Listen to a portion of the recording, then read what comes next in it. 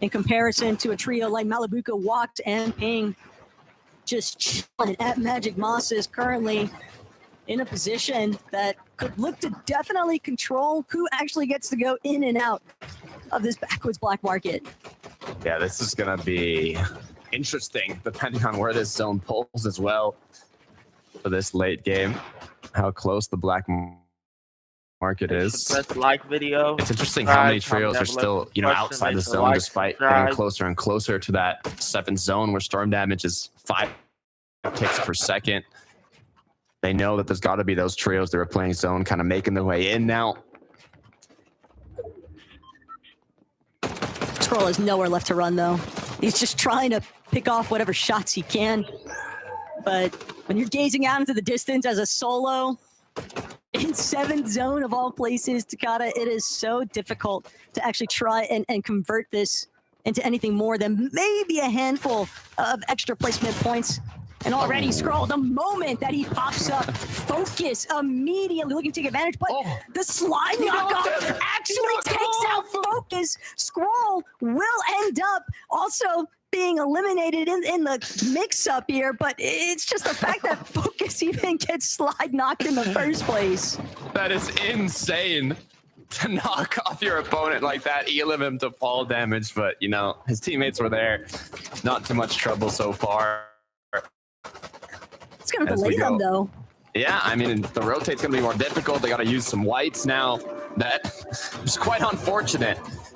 Now, in terms of high ground, Mr. Savage here, right under, I believe, Queasy's whole trio here. They're playing for that 8th zone pull.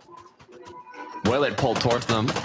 Will it not? I don't know if they care. They might go for it either way, but so far their job, do enough damage and be ready for whatever happens when that 8th zone appears. So long as Queasy is in a lobby, much less a finals lobby, you can never expect height to be a guarantee for anyone who isn't Queasy. Mustache, Swizzy, just keeping tabs on the flanks, trying to ensure that the direction that they choose to head next is completely cleared out. Now, Thomas HD, despite getting 15th in the last match, he is still leading the whole lobby in terms of damage. Almost 3,000 damage, 2nd place at 2,400 being Mustache. I mean, this guy does not miss. 300 above already. They've got that elimination, but Reason has gone down.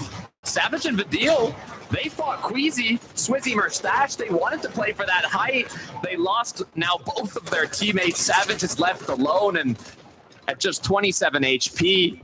A sliver of HP, 1 tick of surge would be all it takes, but they go down before being able to pick up those points in the late game. That is a crucial, devastating end to game 3. And Swizzy knew that it's Chap and Teeny now on the other end of this mid-ground layer because Mustache, he kind of kick-started all of this, finding that initial elimination onto Reason, then continuing his aggression onto Vidil, one after the next. That didn't leave Mr. Savage anywhere to run aside from into the hands of Chap, Teeny, and Svi. Cammy, Hari, Seti trying to take advantage of a lot of the confusion that was starting to build.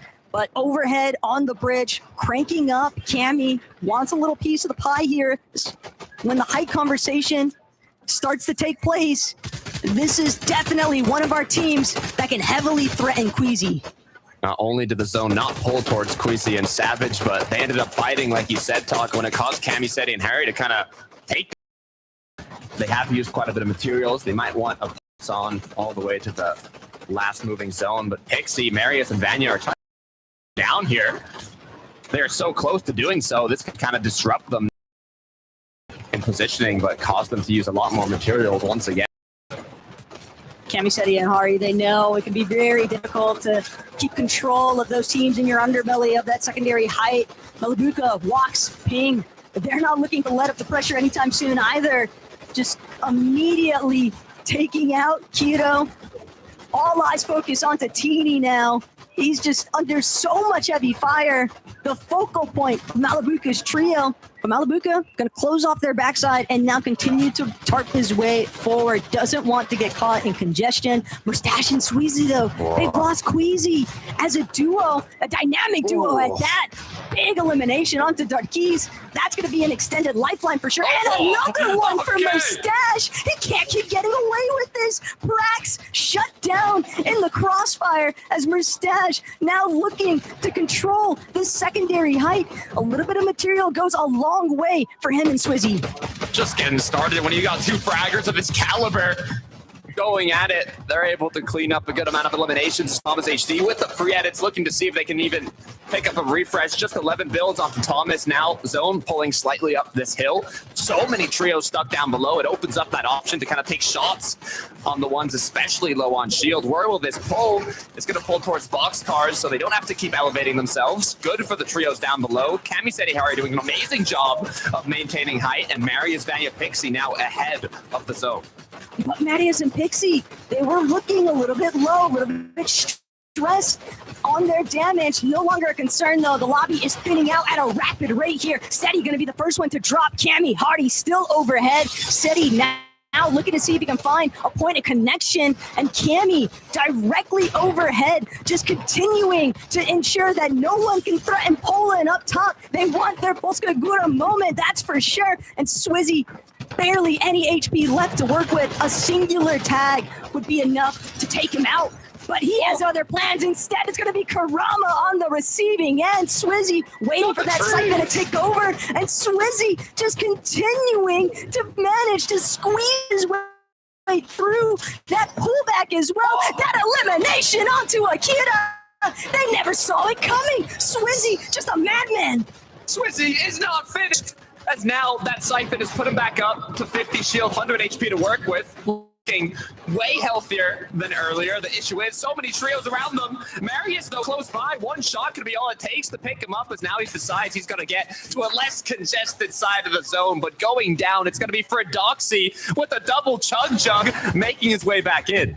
This was a massive risk, though, from Ferdoxy. He ate so much damage from Storm. Wax has no idea, though, but Ferdoxy wasn't able to close the gap. He couldn't thread the needle. He couldn't find the shot. Malabuka, Wax, they continued to press forward in the low ground, and Pixie are now punished for it from behind. Wax takes him out. Seti, Hari, Cammy, way up in the skies, though. The zone continuing to pull over this hill face, and this is all but said and done here as Cammy, Seti, Hari just trying to spray out these last couple of remaining opponents on the low ground. Malabuka Wax doing so much heavy lifting. They've taken out Chino, but they know what lies at the end of this tunnel. They're gonna have to deal with Poland eventually, and Seti, Hardy, Cammy, they don't want to let this opportunity slip by. They know exactly what they've got in their favor, and they are taking full positional advantage here. Seti closing in, Vanya cleaned up amongst the mess, and Wax hoping that he can get some form of a heal off in tow. Still 5 splashes, though, for Cammy. They're going to need a insane heal off for Wax if he wants to come out on top. The perfect zones for Cammy, Seti, and Hari. All they had to do was capitalize on it, and they have done it. I love to see a victory royale from this trio so early on. They didn't perform to expectations in Major 1. They've been the most consistent trio throughout the Divisional Cup finals here in Major 2. Finally getting a finals uncontested, and now being able to take home the win in Game 3. This is exactly what we've been waiting for.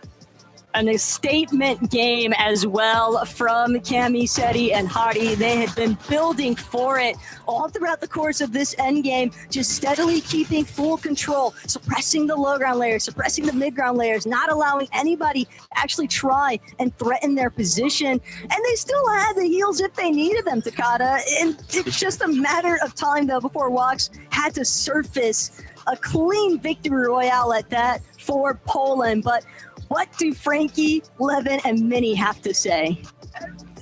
I think I need to ask a quick question, actually. Minnie Minor, what day of the grand finals is it? 1. I thought it was day 2 because Cammy, Seti, and Harry, they're showing up. What's going on, Minnie Minor? Well, they're doing great. I mean, it was a very similar game to what we saw in game number 1 in terms of the zone pull, right? They had that high ground early on. They took it in that 8th zone. This time, though, worked out much better for them. I think a key element, we talked about it after last game, Queasy wasn't in the lobby, right? They were wounded. They were down to just a duo and then ultimately a solo. So they just had that freedom to play how they wanted to play up on high. Really nice to see them actually picking up a win as well. And I thought they weren't going to get it right there at the end because of the way that zone pulled, but nice to see them getting it done. I mean, yeah, summed it up pretty perfectly. That's honestly. Look, I said at the start of the day, you know, City was pointing at that watch, and it is that time. You know, they get that win. I think the big thing for these guys, right, is like, we know uncontested they're going to be good. They're going to get a couple wins here and there. I think a lot of people are going to ask the question of will they have enough limbs to keep up with, you know, the likes of Malabuka and whatnot, who obviously going to be way up there in the standings. Is a team like Velo and them going to start maybe landing problems? Because when they are in these end games, they do this, right? You know, they can play low. We know that, we've seen that, but they also can play high ground incredibly well in these lobbies as well. So really impressed by these guys so far. Yeah, and it's nice to see them win because I remember last Globals last year, Cami and Seti actually won a game in that Globals. And the stat that I mentioned and that I was given was that was the first game in the entire of all of the majors, major 1, 2, 3, and of course the Globals, where they actually picked up a victory royale. So it's nice to see them actually winning. And thinking back, it's kind of like, yeah, they don't actually win that many games when it comes to the finals. Shows how troublesome they've been in these sort of last few finals. But it's nice to see them doing it here, and maybe this is their time. Maybe it could be their time. I mean, it was their time in 2022. Why not do a repeat in 2025? We're going to take a short break. When we come back, we'll be talking all about game number 3.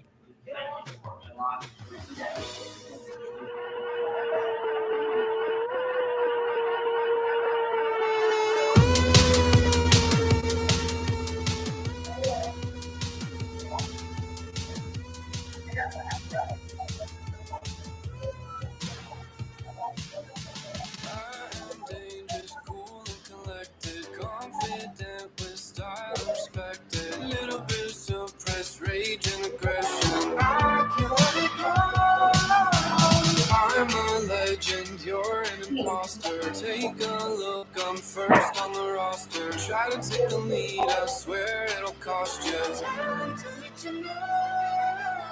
Time to let you know. Time to let you know. Time to let you know. I'm a winner, real talk, when the days bigger. Head held high, I'm a champion with some shimmer. I'm a winner.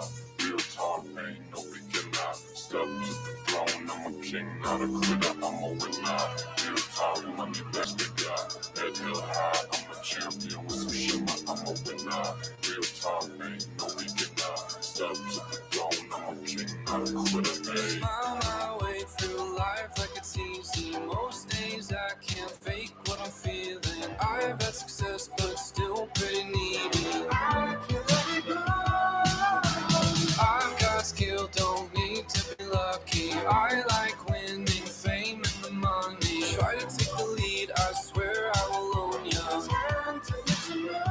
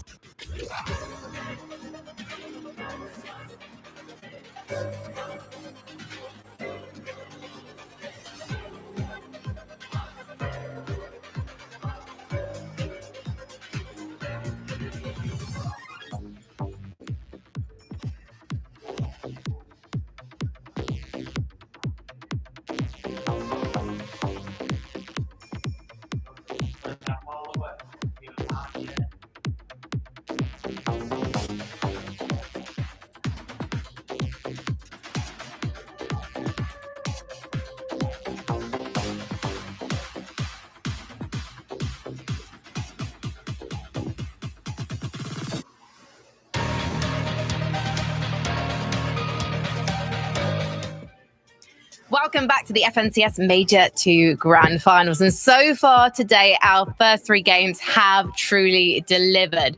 So let's talk about our hot favorites, because Queasy went down at the start of the end game there in game number 3. However, he's got fantastic teammates in Swizzy and Mustache. Mustache in particular. Yeah, I mean, this is why if you're Queasy, you want to be playing fraggers in the world, because in games where you might not be able to put on the IG, you know they're going to bail you out with their fragging ability. And I mean, you know, in this game, it wasn't a spectacular game in terms of just the final finish and everything, but what Mustache and Swizz able to do in terms of getting points out of the game in the limbs and just popping off as a duo and then eventually solo, it keeps you in the running, right? It keeps you high up in the standings, Minnie.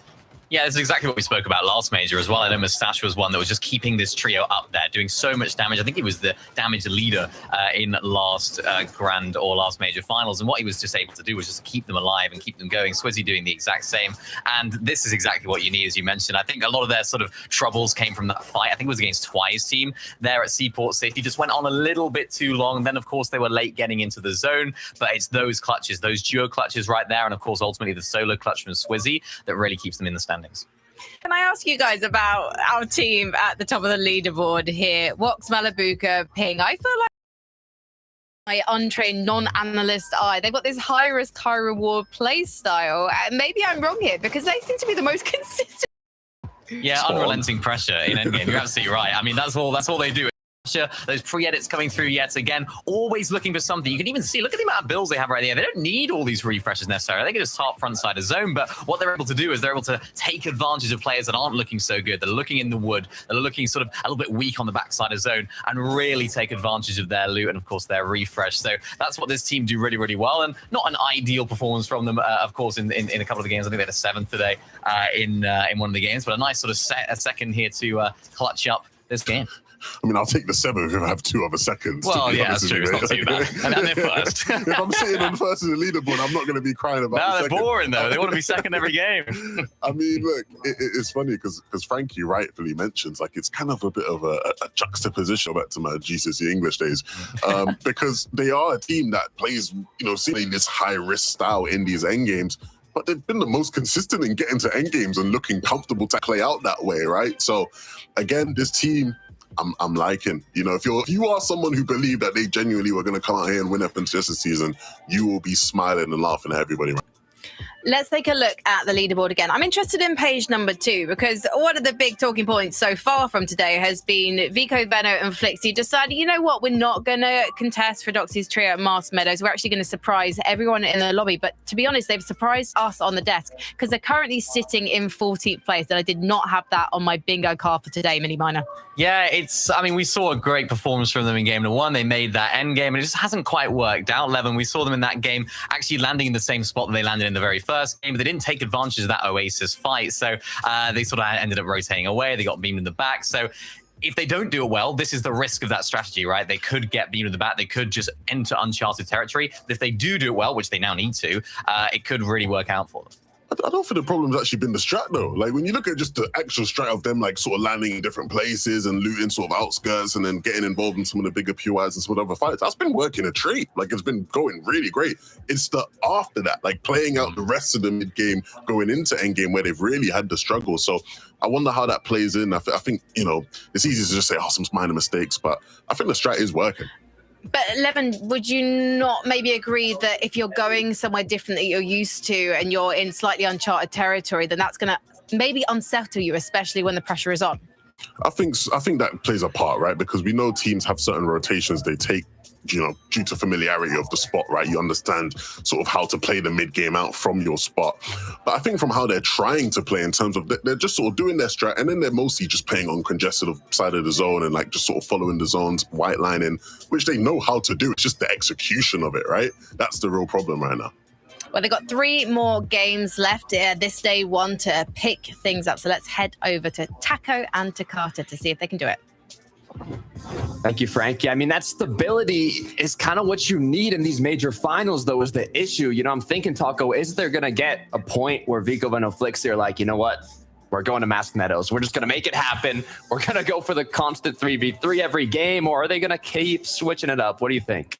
They're not a team that needs the element of surprise to manifest their own level of success. We know exactly what they're capable of. We know what kind of standards they set for themselves. And I know I'm excited to see what they do here in Game 4.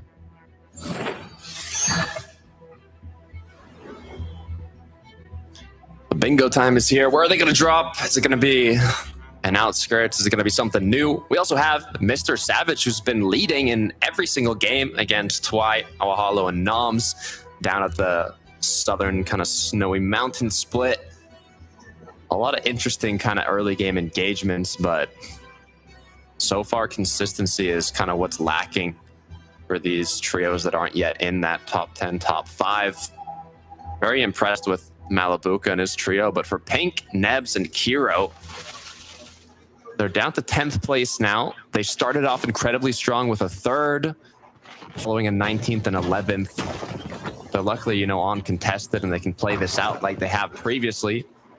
I mean, in the last week of the Div Cup Finals, we talked about it, but even though they were contested, they still got 2nd place. I mean, contested in the sense, the same thing that we're seeing now with Akira down south. It's not actually being contested, but will they be able to kind of get a similar performance? This is interesting. This is pump power currently being threatened by the likes of Vico, Veno, and Felixi. An interesting trio to dance with, though. Demas, Fix, and Darm. They are no rollover team by any means. This could be a little bit more than what Veno, Vico, and Felixi had bargained for. Already finding themselves in a very difficult position because another team has entered the fold. Twy, Noms, Awahalo. They got sick of what was happening at the Big Bend Tunnel. They got sick of dealing with Savage, Vidil, and Reason. So now they're trying to thwart Veno, Vico, and Felixi's strategy with the surprise contest last minute. Darm, Demas, Pix, they'll be able to essentially just scatter on out. They're not in the center like Veno, Vico, and Flixi were.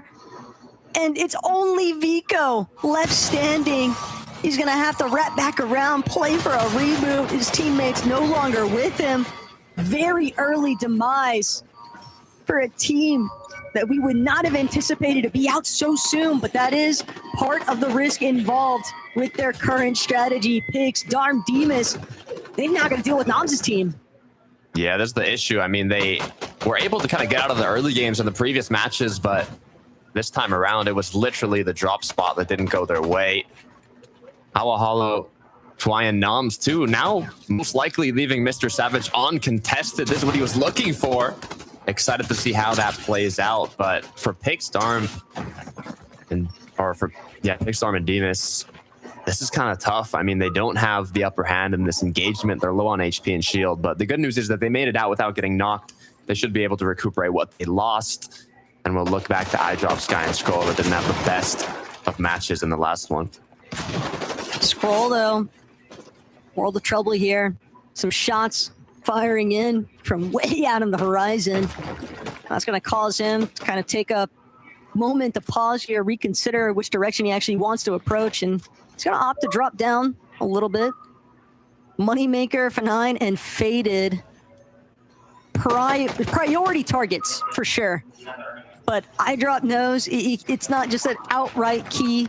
You've got to operate with an air of restraint. A couple of surge base tags now being extended both ways. And Moneymaker, it's only a matter of time before he got lit up a little bit for it. Still nothing too heavy, nothing that they can't deal with. And they'll fall back at Outlaw Oasis. Oh, Vico. Oh, no. Oh, Jewel, too. Could potentially be another target. Jewel's not careful. Wonder where Sandguild is at. Twy has zero concerns, though. Just going to focus up on the map farm. They've got Vico, Flixi, and Veno so separated and way out in no man's land. It's going to be very difficult for them to actually leave the beachside. Yeah, I mean, at least they're up, though. At least they're on their feet, right? They've got a bit of shield now. They got a bit of loot. it was a very scary start, but they did make it out of it. It's kind of on hard mode now, but it's still possible. And with how, they've been playing it out, just looking for fights. Once again, they're going to be looking for one, but Noms, Awahalo, and Twine might be the initiators, as they know they should have the loot. I was going to say loot advantage, but hold on a second. 4 bullets in the AR, 1 med missed. Both trios kind of in a similar situation in terms of loot, HP, and shield, so I don't even know if this is a fight you want to take. Twy just committed so much earlier on to the initial chase up against Vico that he never really had an opportunity to properly farm anything. Fortunately, Awahalo will be able to take care of that briefly, but it's not going to be the immediate collapse that they were hoping for up against Vico, Veno, and Flixie. And not only that, but so far north, Noya, Misha, Yasin, they might decide to get involved. By martial maneuvers, fighting frogs. It's a distinctly close area to where they like to drop. So other teams kind of littered all around, gauging whether or not it's worthwhile to leave their surge bases, and I'm pressed to believe it's not likely. Not in the early game. Definitely not. As we look once again at Malibuca Ping and Watch, they do tend to kind of look for these shots in the early game. They haven't been doing a lot of fights so early on. It's more after the rotations come through. But the back and forths doing what damage they can. Nice little 3-piece from Malibuca. Spare shields to recuperate what they lose. Pretty standard strategy for this trio so far throughout the day. It's common practice after a certain point for teams that when you know that you're landing near another trio, you tend to just follow the same methods of success. Building those early surge tags, F9, Fade, and Moneymaker. They'll have to pursue those opportunities elsewhere. Trying to tackle Srapt and Hellfire. Srapt, though, incredibly low. Srapt just knocked entirely. F9, pinpoint accuracy, that's for sure. Not willing to fully commit just yet. Has to deal with Tripper and Hellfire just behind him. Doesn't want to get split from his teammate either. So Faded will get the job done. But Tripper, Hellfire, they might still want to stick around. It's very tempting because they can tell that Moneymaker, F9, and Faded, this is definitely a team that's hurting, but they're just in such a similar position. And in fact, they won't even get the choice to decide because Giras, Dinas, and Frenek completely cutting Tripper off. They've left him nowhere to run. Yeah, now it's just a game of hide and seek. Will they find him in time, or will they just continue moving forwards as the shots continue to kind of go back and forth? For iDrop, Sky, and Scroll this time around, looking better. They take out Rickbor. And, with already another 3, so 4 total eliminations, it clearly went well for them. As now they can basically just focus on kind of making their way to the later sections of the mid-game. There's just definitely a trend building, though. We've already seen Tripper a handful of times kind of relocate where this trio actually wants to land, and it's just very obvious, Takata, that all of these teams that haven't found that initial success rate, they're trying to see if they can build it elsewhere, but how beneficial can it be continuously moving your drop spot? Oof. I mean, how beneficial is tough because, clearly it has pros and cons. You have the aspect of surprise, but at the same time, you can only study so many drop spots from the early to the mid to the surrounding areas. But it looks like they got a nice 3-2-1 onto Vanya, and this is actually going to be huge for Vico, Veno, and Flixie. With the amount of kind of extra loot and mats now they are able to pick up with that damage, they don't have to focus as much on continuing to hunt for those tags. I mean, being on this north side of the map too, close to Magic Mosses with all the heals available, they can stay in Storm as long as they want. As iDrop, Sky, and Scroll found the little solo hiding in a box, but huge pump onto iDrop. Luckily enough, it is a 3v1. You can only do so much. Just a farewell note that iDrop definitely hadn't been bargaining for. But looking back at Marius and his current predicament, seeing his teammate Vanya be eliminated at Flooded Frogs, it's forced Marius to leave and just, you don't think about which direction you run. You know that you're just leaving. You are not trying to stick around when there is a one-man advantage and it is not in your favor. So Pixie and Marius, though, they're just going to have to spend so much time now, not only trying to refarm the surge damage that I'm certain Vanya had established in the first place, but just getting their teammate back in general and doing it while there's other teams still looking to pressure you.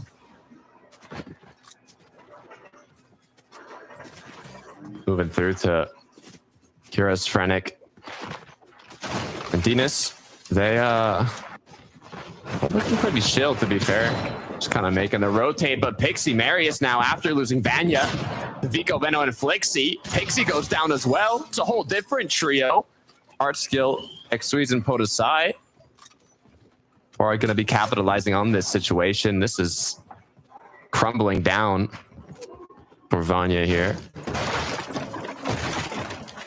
Hey, all those teams inside that top 10 of the leaderboard especially gotta be rubbing their hands together, though, seeing that elimination feed light up with Marius's trio.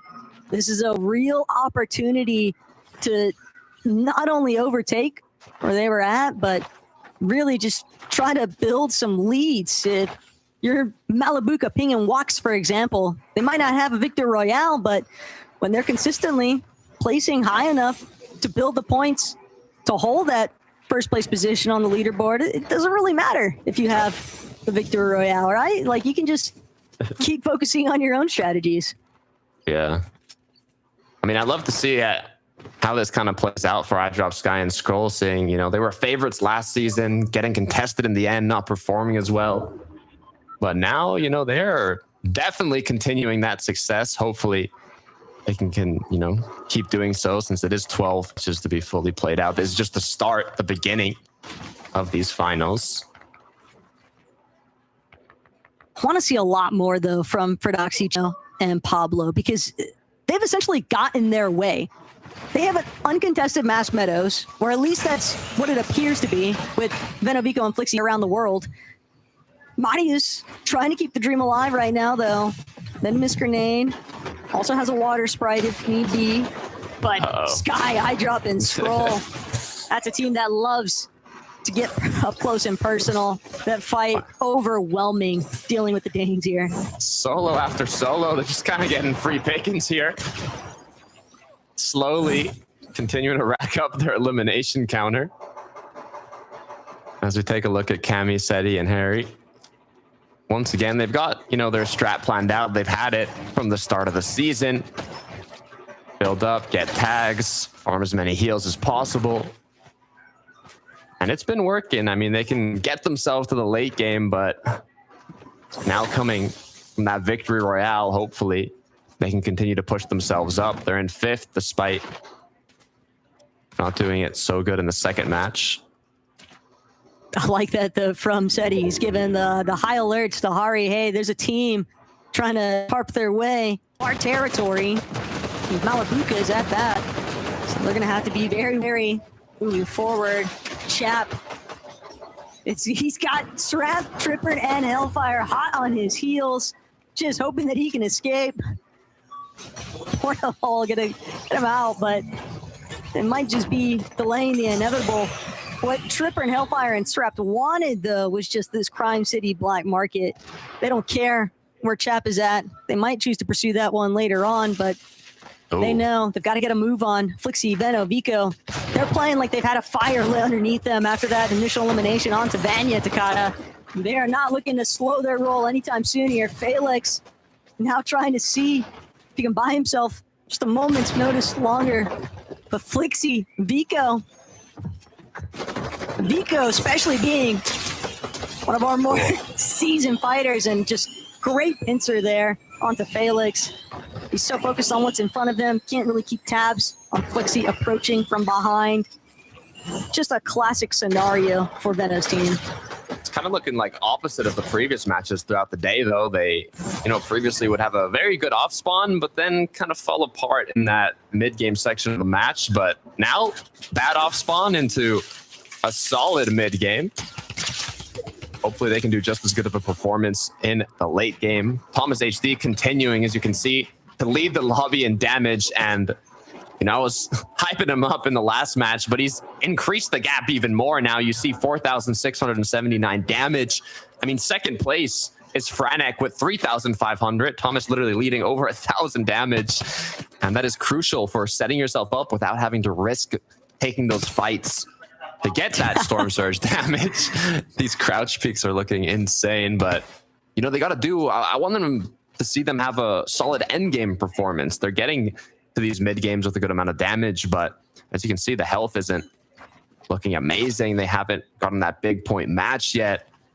They're kind of missing that pop off game. Definitely a little bit stressed, and also definitely likely because of the team at Seaport City. Queasy, Swizzy, Merstash, and moving past that Titan wall essentially is going to prove a difficulty for anyone, even some of our more experienced players.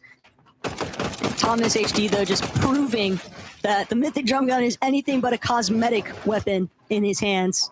Certainly an impressive damage stat, no matter what the placements might be looking like. And touched on it briefly, but Merstash, Queasy, and Swizzy, this is just what they do best. Just holding teams at bay here in Seaport, refusing to allow anybody to have the kind of flow that they would naturally look for. Taking a look at what Ferdoxy's been up to. It's being in Trulex's business. As picks Demus and Darm as well, despite that kind of shaky start due to Vico, Venom, and Flixie contesting them. They did get that elimination, but it probably took them longer to loot the rest of their spot and kind of continue with their general play style off the start of the match, but looking pretty good for them so far. It's bizarre to think, though, that Avahalo's team, last-minute surprise contesting, Vico, Veno, and Flixie surprise contest onto Pump Power might have actually helped out Veno's trio, because it prevented Demus, Pix, and Darm to want to actually fully commit to the fight. And this is a trio that we know what kind of fighting power they have amongst them. It is not going to be an easy engagement by any means. I love the rotate potential too from Demus, Pix, and Darm there. They can go the full-on congested side that's not even in the zone yet. When that zone pulls, they'll be in prime position, but with so many trios holding them, it is quite difficult. On the other hand, Hellfire and Srapt here are not in the best of positions. I mean, we saw what Queasy was doing at Seaport. He tends to kind of let these trios rotate in front of them and just continue taking shots at them, which has helped with doing enough damage. But when you're below by 334, you're not even in zone. I mean, you can take the safer route, but you're going to be punished by doing so. They are definitely in Fortnite competitive poverty, and it happens. Maybe they can look to try and bounce back, but overcoming the amount of surge damage threshold that they've got to deal with as a duo is always going to be a monumental mission. That's for sure. I drop Sky and Scroll. On the other hand, 743 above. It's like a 180 sight to see. And they're just doing what they can. They don't need to get involved just yet with some of the shots being fired around them. They might begin to put a little bit of pressure to the team behind them, though, because they want to make sure that they're clearing out a route for when they do decide to rotate and leave. The zone pulling over by Demon's Dojo. I don't think anybody's brave enough to actually try and take the geyser. Yeah, it's a risky move, all right. We can see Reason, the deal, kind of making their way in zone last minute, but when you got a whole trio just looking back at you, you can only make it so far. Nebs, Pink, and Kiro, despite literally landing here, they are in the zone as well. Looks like they want to do an inside the zone rotate to where this zone has pulled. Kind of unfortunate for trios like Camiseti and Hari, who had a primed up position, as now the zone just pulling right back to Pump Power. But in the sense of kind of opening up vision, they have an incredible amount on these trios to have to rotate in. Looks like they're going to take the earlier rotate, though, option instead of staying back to get those shots. They want to make sure that they're not going to become the lobby focus. You know just how rapidly even the best looking spots can fall apart whenever the whole lobby decides to look your way. Thomas, Panzer, and Uppel, though, saw them moments ago, kind of caught up with Storm and Pix. I believe they got at least one elimination, but they're trying to wrap around the lower side of this mountain face. They're trying to stay out of visuals for the team on height. But down in the dirt has its own share of problems. As Swizzy, Mustache, Queasy are also trying to mastermind a way to take over the more optimal position. But Mustache completely torn apart. Not sure if that was a solid 3-2-1 endeavor, but the double revive will bring him back into the fold. It's just the fact that Queasy, Swizzy, Mustache, they're not as safe as they once believed. Yeah, that's not what you want to look for in these parts of the match where getting knocked just causes all eyes to go onto you. Good news is, though, the zone hasn't pulled incredibly far from them. The bad news is it pulled to the side where every single player basically is, so you can only capitalize so much on that. Vico Venoflixi showing kind of the cons of their early game being a bit below here as well. Forced to do what they can, but nice shots getting connected. Now they're above with a little time to heal back up and look for that rotate. Pump power just working against them, though.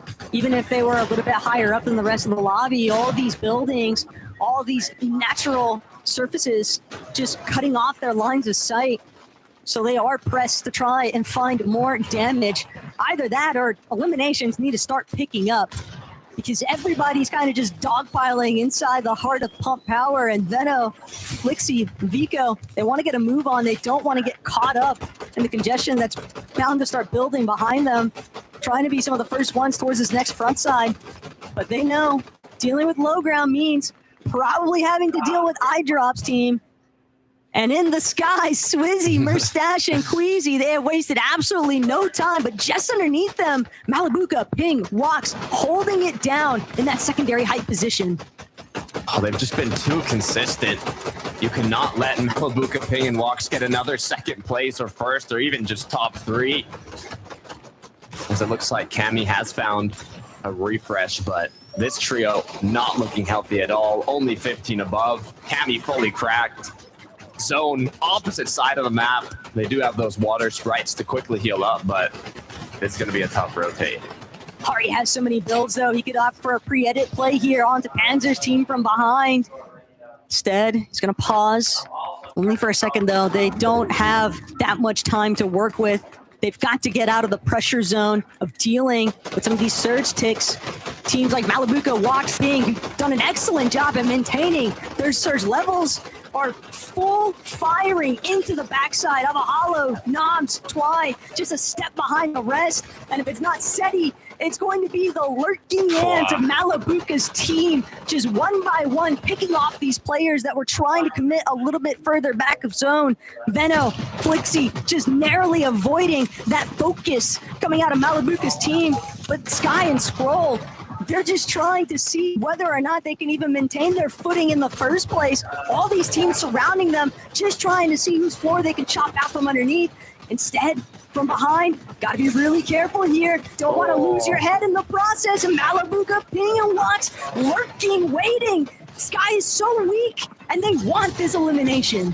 They've got to be careful. Shot goes through, though. Sky gets knocked down. Vico Venoflixi, once again looking healthy. They also have a good amount of materials. They have gotten the refresh they needed as Chino goes down. This is massive for this trio. They need a big game to put themselves back on the leaderboard, and this could be the one. A win would definitely be huge here for Vico's team, but Veno, Flixie, they're just trying to tarp ahead. They're just trying to make sure that they keep their backside closed off as well, because X-Sweeze up above, Pablo Wingo down below. Pablo just trying to see if he can even make his way forward. Kidua and Volker have somehow managed to get their hands on the high ground with Cringe, but they are so incredibly low. Can they even maintain it? Wax, Ping, and Malibuca might want to get involved, but Vico Vico, he's going to be the first one trying to cut out the team from height. The chop is a success. Veno immediately cranking up. Vico right behind him. They take out every player that was in the sky, as now they are controlling the upside of this hill, continuing to shoot down from above. This is exactly what they wanted, and now they are in prime position to close it out. Their main issue, their main competitor is going to be Malibuca Walks and Ping. They're going to go for the side rotate. Chug splashes come through, but Vico, Veno, Flixie, they saw the future. They know what they have to do to maintain this high ground. Malibuca gets knocked down. Walks shortly after. The whole trio disintegrated into the mountain as Vico and Flixie now looking to close this off. It's a 3v3, but as Flixie goes down, Tidy falls shortly after. It looks like Veno and Vico just have to take a couple shots and finish this one up. They made it over the mountain base. That's all they had to do. And Jewel will be the last one standing, but not for much longer. Too easy. Veno, Vico, and Felix, what looked like a little bit of an oops-a-daisy, just turned into a massive victory royale. They definitely needed this win. They could not afford another disastrous start, Takata, and bringing it back, when you think about the initial starting point, that's just something that you know was manifested from experience. 100%. They were getting eliminations in their previous matches, but they were going down so early, 11th, 26th, 27th, and even this game almost going down off spawn. But somehow, Taco, they were able to not only recuperate their off spawn, recuperate their mid game, but also get those refreshes coming into this late game to give them enough fragging power, enough mats, enough loot to close out the whole match. They retook height, and now with that big pop-off game, they've planted themselves back into the top 10 on that leaderboard. Frankie, 11 Mini, you got to tell me what we just witnessed. Well, I think what we witnessed was Vico, Veno, and Flixie looking like lunch meat off spawn, and suddenly they made a meal of the lobby 11. But how did they do it? A bit poetic from you. They recovered the game well. Vico quickly was able to get them back and up and running, and that's what you need sometimes. You know, he's not necessarily the player you're associating that trio with being, you know, sort of cool, calm, and collected in those sort of pressure situations. But he does a great job, and they play out the game from there, and they do it so well. I talked, you know, before last game of just how they need to figure out the mid-game parts, and the execution needs to be better. The game plan they've been trying was working, albeit one of the shakier attempts at it in this game. But things played out from there, which was really nice, Minnie. Yeah, really nicely done from this team. I think they were definitely helped by the fact that the zone was literally right where they ended up landing. So if they can keep following where those sort of late game zones go, it'll help them, I'm sure, a lot. But really nicely played. I mean, the way they played the second game, this height take right here was absolutely beautiful. We saw that Queasy and Co were down on high. There was, I think, 3 teams going for it all at once. Then, of course, Kiddo Volko Cringe tried to take it, and they all came crashing down right there. And it was just really, really nicely played. They needed to be up on that height level, and what they did was just spray down so effectively well. Yeah, no, they always take zone or take height, sorry, in that time in there, right? Sort of like towards the end of the 10th zone, 11th zone. You saw Veno was at the front side of the zone, ready to build up, right? As soon as those two were chopping, very coordinated height take from these guys. And then, you know, you just let them do what they do, go frag out, go close the game out, finish it off for us, Flixie. Really nice game. I mean, Vico, 8 eliminations in that game, 9, sorry, to end it. Mental. Can I just ask, though, very quickly before we go to break, were the Fortnite gods also smiling on this mini minor? Because that pulling zone as we went into zone 12, it was perfect for the guys, but I just can't imagine any of the trios making it up the mountain to contest them. Yeah, well, that's the reason why they wanted to go for high, right? They saw the zone was pulling over there. They understood they need to be up above the rest of the lobby, the way they were to apply pressure down to Malibuca. They knew they needed to be there. It was just about getting there, which they were very good at doing as well. Well, we will have an updated leaderboard for you guys very shortly because we're going to go to a break, but we'll see you in a few.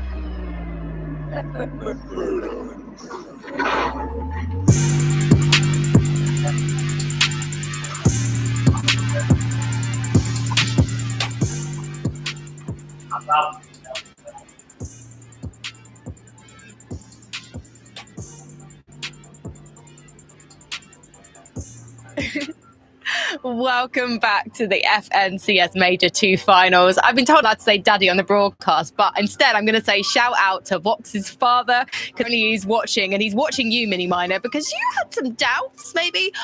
Let's say doubts. You were not giving his son's trio the props they were due, because you were like, oh, they got second, and they only got a 7th one time. I think they got a 6th in that last game, Mini Miner. And we have to say that this trio delivers game after game after game. It was a 4th. It was a 4th, yeah. Don't come after me, What's his daddy? Yeah, for the context here, Wox's dad has become an out-of-context Mini Miner clipper and posting it on socials. He's posted me saying that 7th wasn't a good game. Of course, by their high standards, it's not as good, and this game was a very good game as well. They don't have any bad games, as it seems, at the moment. They've had another great performance in endgame, 4th place in this game, as you correctly mentioned, Levin, and they're just doing what they do best. Of course, the final few moments weren't quite to be for them. I like the idea that they had Malibuca going at the side of the hill, and look at this, Vico actually took them out from behind. So Wox here was just thinking, all right, we'll just make our way up, and you're thinking, who is this? It's Vico jumping on down. So the pressure that the trio on height were able to apply were great, but it didn't stop them from being in the top spot there. In that moment as well, I was like, oh my God, surely not another 2nd place. And it's funny because had Wox lived like 3 more seconds, it would have been another 2nd place. Like so many teams went down just in a matter of seconds. This team though, their consistency has just been relentless. Again, it's like, you know, whenever we come to the back end of the day, you're always looking at the teams towards the top, like, you know, who's going to actually be competing come game 12. And I feel very confident saying now that it's going to be these guys, right? It's going to be these guys and somebody else with the way they've been playing. It's just been phenomenal so far, to be honest. We're seeing an all-timer performance from these guys so far. If you actually look at the points as well from 1 to 3, and then that big gap between 3rd and 4th, it's so impressive, the placement points in particular that Malibuca and, well, in fact, the points in overall, I should say, that Malibuca's trio are picking up. Let's talk about Cami, Seti, and Harry as well, because they are having a fantastic day one. I made a joke about them being a day two team earlier, but they're making very high ground, Lemon. No, absolutely. And you know, I don't want to be that guy. When you do look at that leaderboard and see where they lack in comparison to some of the teams above them, it's just their limbs, right? You know, Thomas and them are similar. I think Thomas and them had like 15. These guys have 16 so far. But that is always going to be the point of contention people will look at when it comes to this team. Be consistent all you want. Can you frag like Malibuca's trio? That's what it's going to take. Yeah, and I don't want to be that guy, but we've had a lot of North zones so far, right? I don't think we've actually had that South zone, so I'm intrigued as to how they're going to do. And even those teams like Malibuca's team who do land in the North, how are they going to do when we do get some South zones, if we do, either today or tomorrow? So that's a big question mark for me, but there's no doubt that this team can definitely perform well and be in that top 5 at the end of it all. Well, we went into day one knowing that Queasy's trio were the ones to watch 11. Do you feel like they are still holding on to that position as the trio most likely to win, even if they're not number one right now? Yeah, I'm still feeling really good about these guys. And I say that because they're second place. They obviously had a win today, which was a great performance. But like the rest of the games haven't been like these like standout performances where we're all like, oh my God, Queasy, classic, go IGL. Yeah, you know what I mean? It's just like they've just been playing well. They've had some good moments. Mustache and Swizzy have come up with some good clutches at times. And so like for me, they still have another gear to go up, right? They still have a couple more gears to go up. And I think we'll see that towards either the back end of today, but definitely tomorrow. Yeah, we didn't get to see exactly how that high ground fell for them. I think they might have tried to get a little bit too greedy with some of the refreshes in the Storm, and ultimately some of the teams saw that. But a little bit of a misplay there, looking at their material counts. You would expect them to stay up on high, particularly in that position. But yeah, as you correctly mentioned, they're a team that have already got a win. They're looking good. They're a team that can stay up in this sort of area of the leaderboard. Obviously not the ideal game for them in that last one, but if any team can pull anything out of the hat, it's going to be them. Very quickly for everyone watching at home, if you're not aware, Vico, Veno, and Flixie and Malabuka, Ping and Box, they've already got their spots in the Fortnite Global Championship. So really, we're looking at the top 7 here. Thomas, Uppel, and Panzer. They're currently within it. I wouldn't say too comfortably yet, though, so far, 11. We were having a conversation about this. What do you think for them needs to change in order for them to secure a victory royale? I should say, we're having a conversation off air about this. Yeah. Well, yeah, you can't be too comfortable on day one, right? Especially when it comes to the global spots. Those are so volatile at times. Fortunately, we ain't got 1.5x anymore, so a bit more stable come day 2. But these guys, again, it's just about cleaner end games, right? You know, they're making it to these end games, but can they actually deliver and actually, you know, sort of make them top 5s turn into top 2s? Yeah, Apple, I should say Apple. Oh, who's that? Apple secured 3rd place in that last game. So hopefully this is a sign of things to come, Mini Miner. Yeah, hopefully for them. I mean, they're doing enough damage. I know Kinch in the back was telling us about all the damage that Thomas is getting with that mythic drum gun, doing exactly what he did in the groups, absolutely popping off. So their setup is looking really good. Their game plan leading up to these end games is also looking really strong. It's just whether they can perform in those high pressure situations. Well, their pressure is piling up, guys. Only 2 more games left of day number 1 of the Major 2 Grand Finals. So let's head back to Al, Casters, Taco, and Takata. All I've gathered from that analyst desk segment is that Mini Miner is out here preying on the fall loss of certain players and teams, Takata, but we are witnessing the come-ups instead. We are witnessing greatness, and we don't have to wait long to continue with that because the next match is ready to go.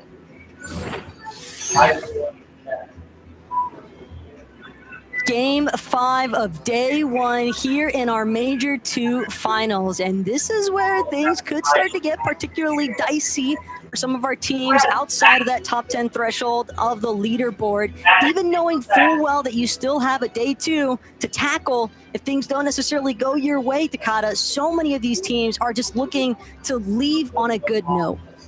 Yeah, I mean, like Levin was alluding to, there's no longer that 1.5x point multiplier, so it will be more stable than we've seen previously. But in terms of Vico, Veno, Flixie, they did an amazing job going from 14th to 4th in a single match. So, anything's possible with that big pop-off game.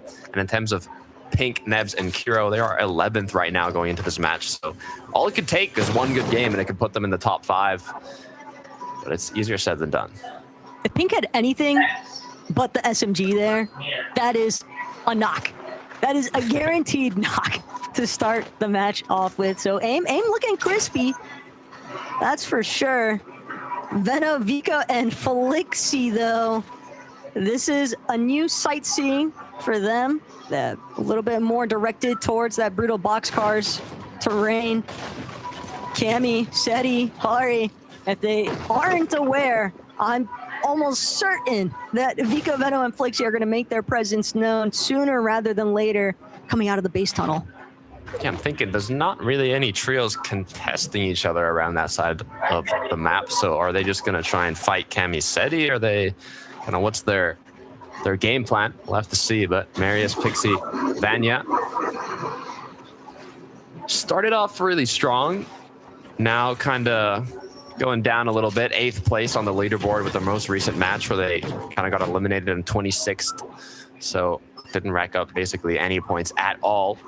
Hopefully this time around they can make it at least to the late game. But look at how tightly they're actually working together. Vanya probably still having some trust issues after what went down in the last match.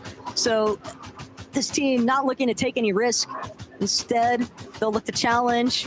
Turquís as a full trio. Excuse me, that's Artie trying to fend for himself. He's gonna fully elect out of this one. And Turquís and Felix off to the side. Gonna provide a little bit of backup, and they needed to because Artie has already been cracked. Medius proving exactly why he is such a dominant fragger in the region. Yeah, I was wondering, okay, Savage, Reason, and Vidil are on contested now. They do have an elimination, so they're able to, you know, at least get some shots here and there, but their major finals is set up a lot better now than how it was looking leading into the day.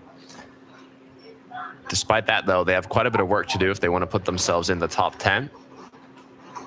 Look at this. Ruh-roh. Look at this. Oh, no. This is menacing. This is such a menacing look for Vico, Flixie, and Veno.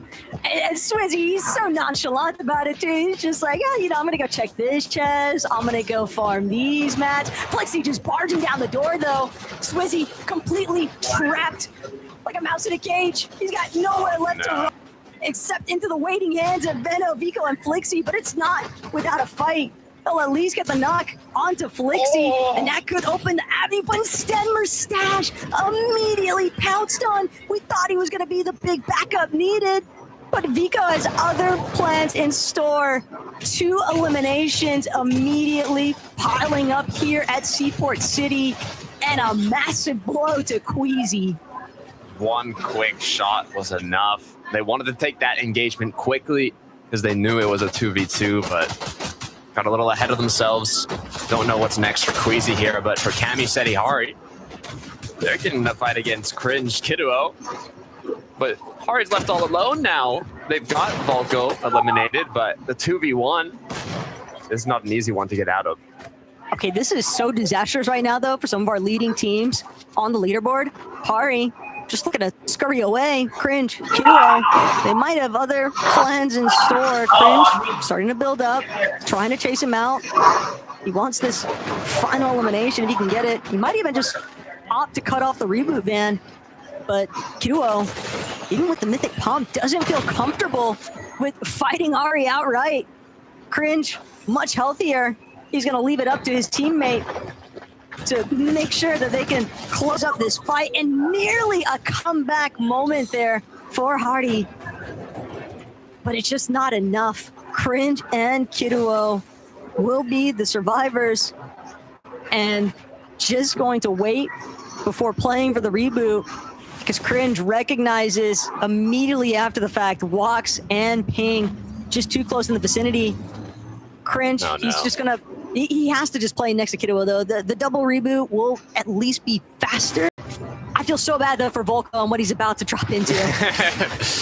Will he be able to make it out? The raps come through from Cringe, trying to do what he can to help his teammate, but didn't even look at him. And he was already on the ground. He almost spawned on his knees, basically in the dirt. As Walks and Ping just continue to do damage here. They don't have Malabuka close by, so they're not going to take this fight, but hey, they got the knock. It would have been nice to get the points from the Elim, but you take what you can get. No reason to be so greedy early on. It's the third-party risk that is the primary reason why we see Malabuka, Walks, and Ping leaving after finding that initial knock onto Volko. They don't need to overextend. Queasy, meanwhile, sat underneath Shining Span. This is tough scenes. Even a man like Queasy is gonna have such a tough time working his way out of this one. Khabib, Akira, Kurama, they are fully aware of the fact that there was someone sat underneath their bridge. They don't want to let Queasy go. Khabib opting to just continue chasing one direction from the next. Queasy still somehow, some way alive, despite everything. And maybe it's Akita's team that will get the elimination credit. Maybe it's the responsibility of someone elsewhere in the lobby now, because Queasy has finagled his way out of this one. For how long, though?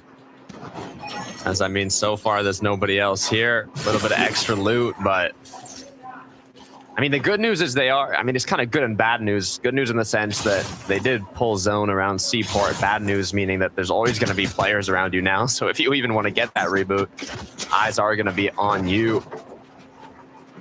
And even be worth it to kind of go out of zone to look for it. But yeah, not fun. Just going from bad to worse.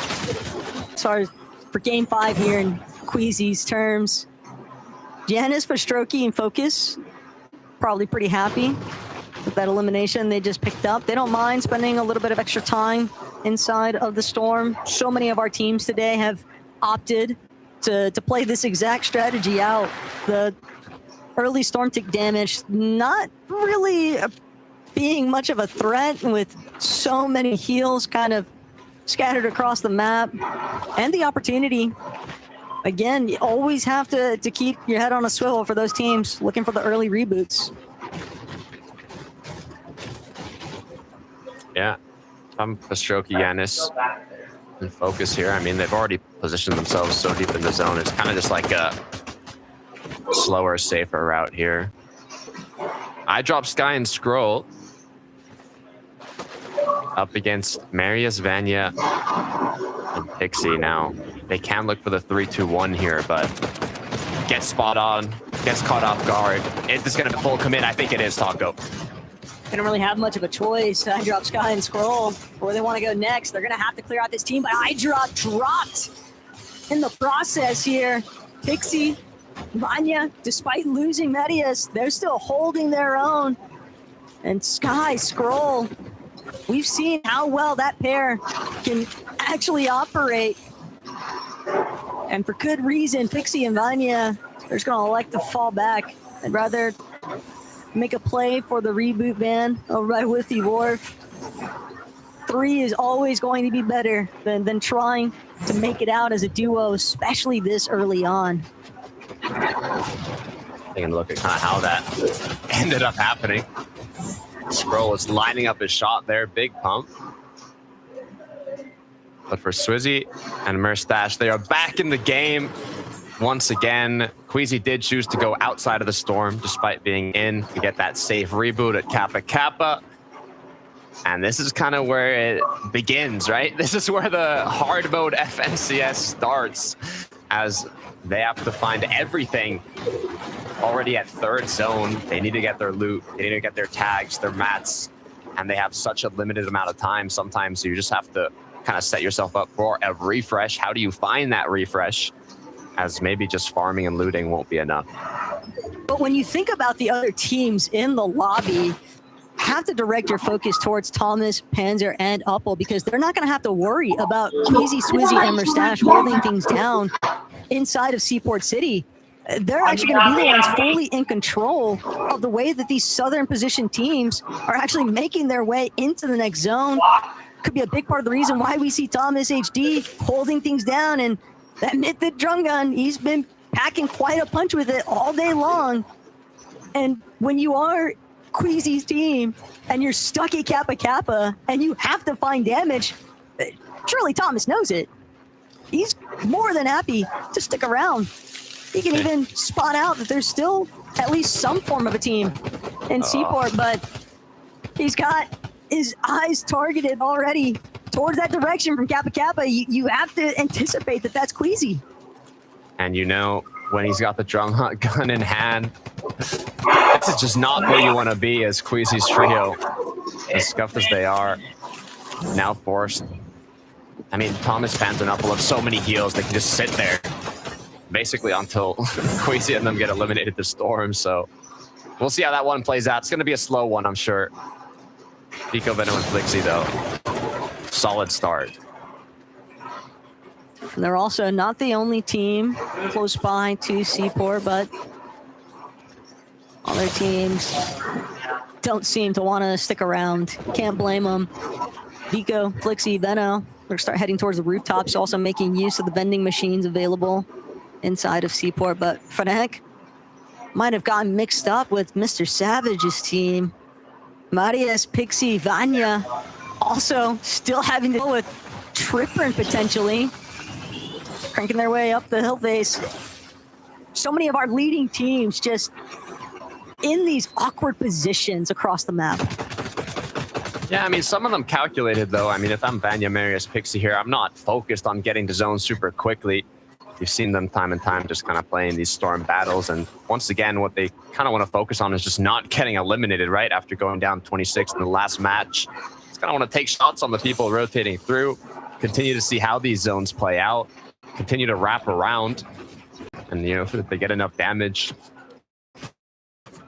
here, then they should be good by just wrapping around this congested side of the zone, around side of the water on the left side here. But got to be careful. The tags are coming through. I mean, just a matter of time. They also just don't want a repeat of what happened in Major 1. They were so close to having that global championship spot fully locked in. And the lights were just too bright in the final hours. But more slots opening up for Major 2 finals. And that's a seat on the battle bus that Vanya, Pixie, and Marius, everyone is expecting them to live up to the hype this season and find that global championship qual. It can put a lot of pressure indirectly, and yet, so far today, they have managed to deliver. Championship quals. I want to see Queasy take home a major. I mean, it's been a long time since we've seen Queasy win an FNCS, but no, odds are in his favor this time around. I think it's been 2 chapters, literally. But they've made it into the zone despite being held by Thomas, Uppel, and Panzer. But now, guess what? You got a whole other trio once again from the start of the game. Vico, Veno, Flixie got to be the ones taking shots onto them. They just cannot catch a break. But it's even honestly a miracle that they're still alive at this point. But being 263 below, I think literally their only option is going to be take this fight, and this is not going to be an easy one to win. Look, this is Queasy's backyard, and they've got to try and duke their way out of it. They have to take this fight, though, Takata, because you're right, that 207 below damage threshold, 2-3 eliminations would be a big turnaround for this team, and Merstash trying to get the party started. Queasy, though, he'll be the first to fall. Swizzy right after the fact. Too many optimal angles in favor of Vico's team, and they're just closing in onto Merstash. Nowhere left to run. A clean wipeout at Seaport City, which is going to set up Vico, Veno, and Flixie excellently for the remainder of this match. Probably more than happy. They knew exactly what they were getting by sticking around here at Seaport. They knew Queasy would be way too tempted to revisit his starting point. It was difficult for Queasy, though, to come out on top, to be fair. All odds were against them. Now 2 of our top 5 trios are out of the match before we even get into the late here. Just opens up much more of an opportunity for the trios on the borderline to make something thin. Frankie was talking about it on the desk. There's 5 global championship spots up for grabs, but we've already got 2 of the trios that qualified last major in that top 5, so basically top 7. And now's the kind of opportunity to push yourself into that top 7 with a lot of these top trios having gone down so early. I love the rotate coming through. It's a crazy rotate. You know, Baba, yeah. I like it, though. They've got so much damage above the threshold, though. And by making this approach from that dead side of zone, Takata, they'll also be able to probably box up on some of these hills, maybe even take advantage of any teams that might be looking to pay a visit towards Rift Island. Just steadily keeping their heads above water, that's for sure. Sky, eye drop, scroll, though. Much different story at Pump Power. Decent amount of congestion now starting to pool from that western edge of zone. Sky drop and scroll, though. They're just making sure to keep looking back. Ping Walks and Malibuca could be in a world of trouble here on this next rotate. They're getting a little bit sandwiched between Fincheck's team and Sky's. Zara also definitely wishing that they'd gotten a move on a little bit sooner, but it's tough when you got to go cross country for some of these zones. iDrop Sky and Stroll cannot afford another game where they go down early. They got 3rd and 4th in the first 2 matches, but 13th and 21st in the most recent. They cannot keep going down before making it to this late game, but Sky's going to be able to pick up some much-needed tags as we look on over at Marius and Vanya. They've lost Pixie, but in the close quarter combat, back and forth engagements, I mean, they get the damage they need, but Vanya has no shields.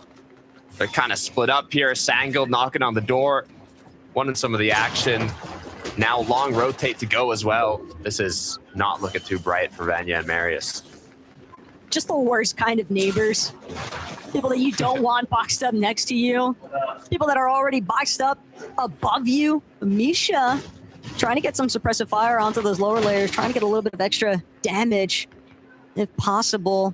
Demas, Darm, and Pix, though, they're already making sure to try and scale some of those mountain faces. Good deal, Reason and Mr. Savage, same mentality in mind, but they're just a step behind the rest of this lobby. They might become the focal point if they're not careful. Gonna opt to use, get that gold rush effect from their splashes. This could be a big fight, though, for Vidil's team to clean up on. They recognize that it's Vanya largely leading the charge on this one, trying to get the final knockoff onto Peterborg, who's looking to escape, but Vanya, he just has to keep reloading. He doesn't have any ammunition, at least not for those initial shots. And he does finally get the elimination he was after from the start. It's just so much time expended, and the clock is ticking against him. Marius got to siphon, but it wasn't enough. It's a long route back in for iDrop Sky and Scroll, though it's looking like once again they get taken out. 20th. This is not where they can... They just cannot keep getting eliminated here if they want to hold their position. I mean, 3rd place now, probably bumped out. You only have 2 trios in the top 5 still up. And one of them, Vico Venoflixi, literally clutched themselves back into it in the last match.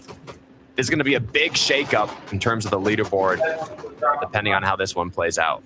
Did catch a glimpse, though, of Panzer, Uppel, and Thomas in a much separate corner for the rest of the zone. All those other teams that are going to start getting caught amongst each other. This could be the prime time to strike. Thomas has so many builds, decent amount of shield to work with. You can almost expect that Panzer and Uppel are in very similar predicaments, and sure enough, kind of just looking for openings. Frenek exposed for a moment, that's all they need. A couple of nice tags in, shields have been cracked, but Uppel doing a great job at making sure that he either follows up with his team or looks down from a separate angle entirely, just to ensure that no one is challenging their current position. Still, at some point, they're going to have to deal with Chicho and Atris up and height. Yeah, if the zone pulls towards them as well, that is going to be a perfect high ground for them to hold, as this next zone is that half in, half out, where half the zone is in the zone, half is out. Vico Venoflixi, though, doing a great job. Continue to take shots on the trios that have to kind of rotate up the mountain in a sense. So doing the damage, doing what you can, but now for these next 10 seconds, it's locking in. Wherever the zone pulls, you got to be ready to act quickly. As now, it's just a matter of time before either Chicho or Horace are very happy or very sad as Savage goes down. Savage fans are definitely depressed witnessing that one. But that's not just Vidil and Reason couldn't make some magic happen here. Vidil was hoping to get the shot. Instead, he had to go for the reload. 61 below. He's just so stressed for time. He'll at least be able to get one layer up, but he can't afford another tick of surge. And sure enough, shut down before he even really has a chance to begin. Reason will try and play out the last of this Chug Jug, trying to see if he can buy a little bit more placement spots, but it's just not enough. Too much pressure coming in from the underbelly of Demon's Dojo. Vico, Flixie, Veno, they're going to start working their way out from all these pre-existing builds, just breaking through whatever layers they have to. For Doxy, Thomas, both of these teams had elevated themselves prior to all of these blows taking place in those mid and lower layers, and it might be paying off tenfold, at least for Thomas's team.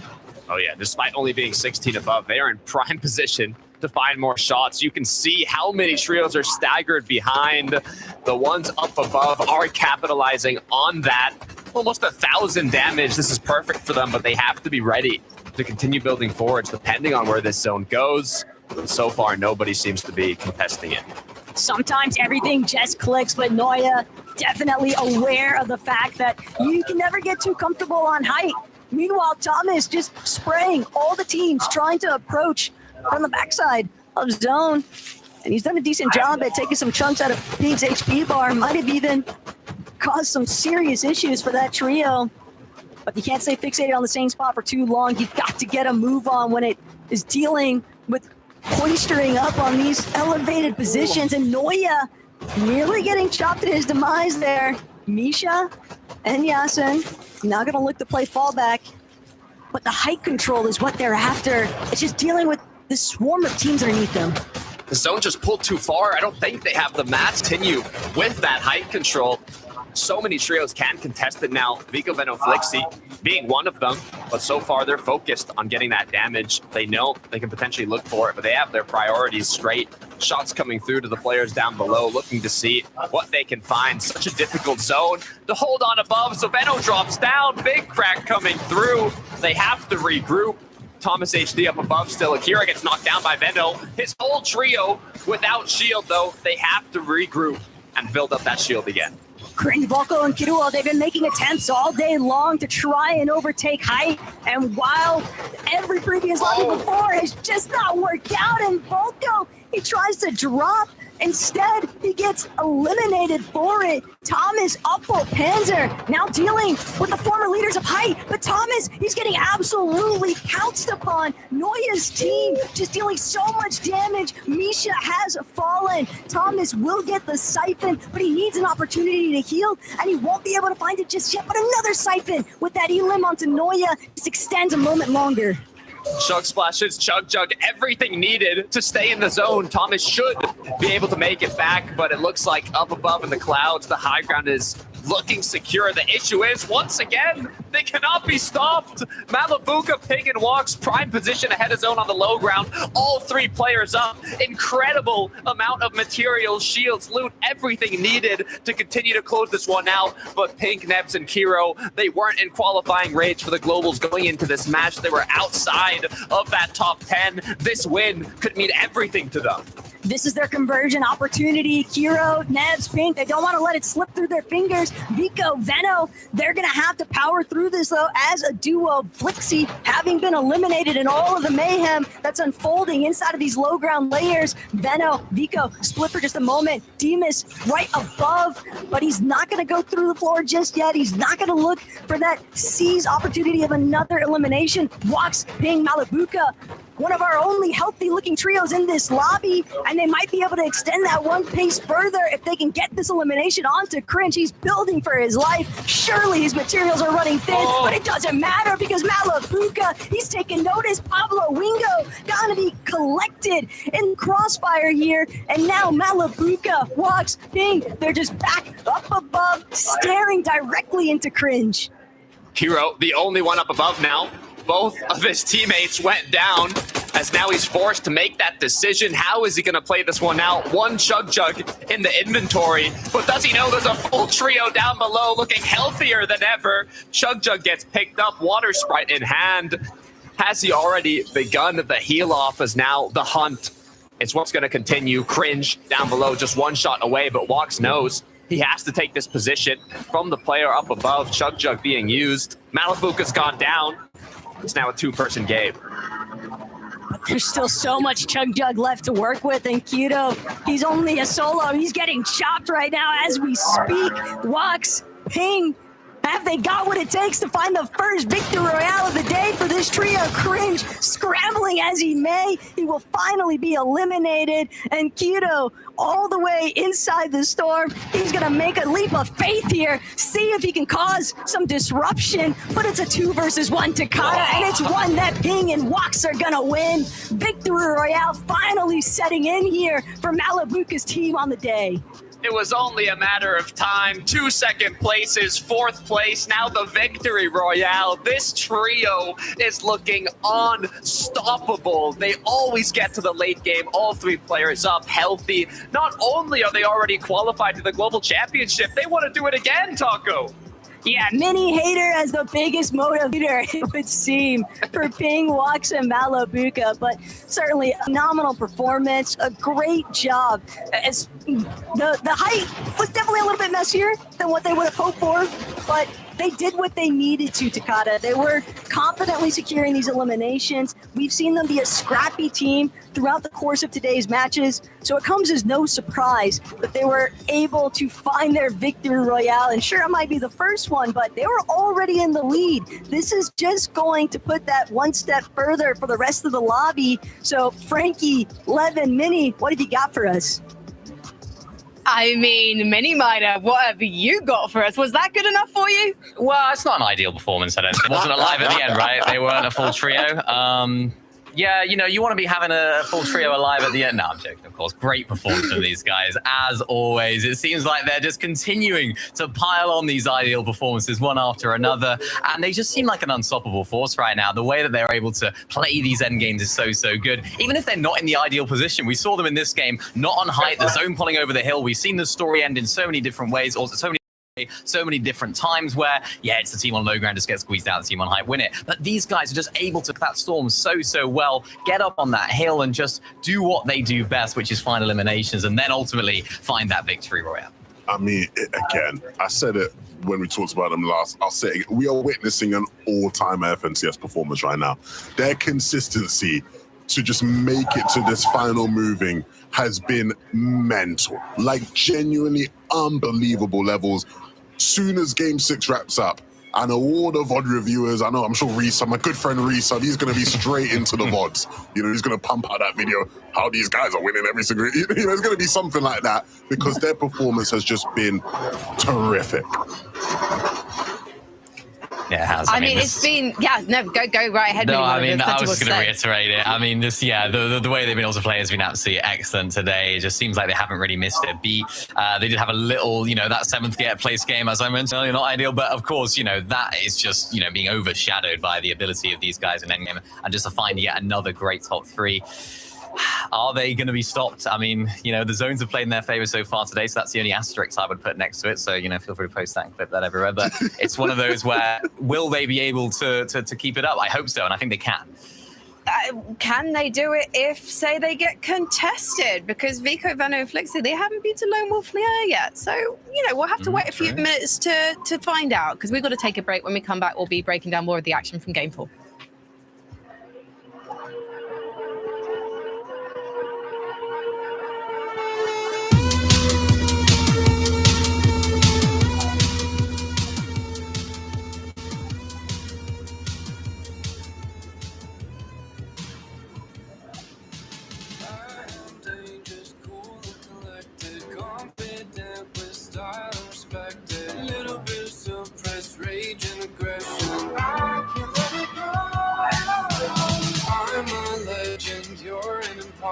Take a look, I'm first on the roster. Try to take the lead, I swear it'll cost you. Time to let you know.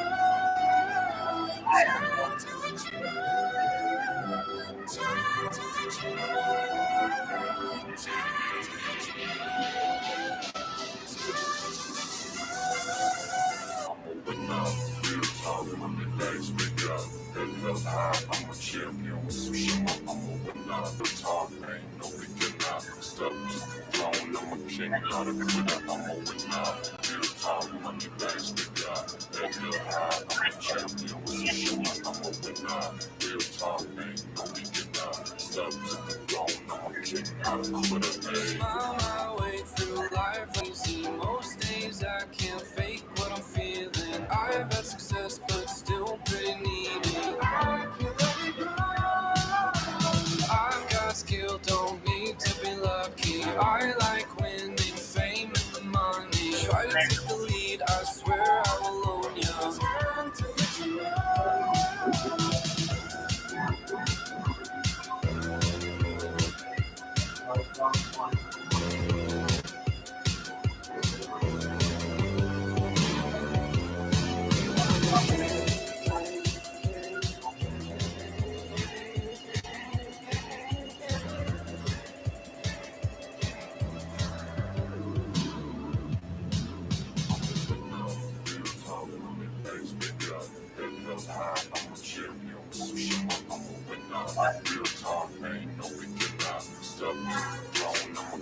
final mark rifle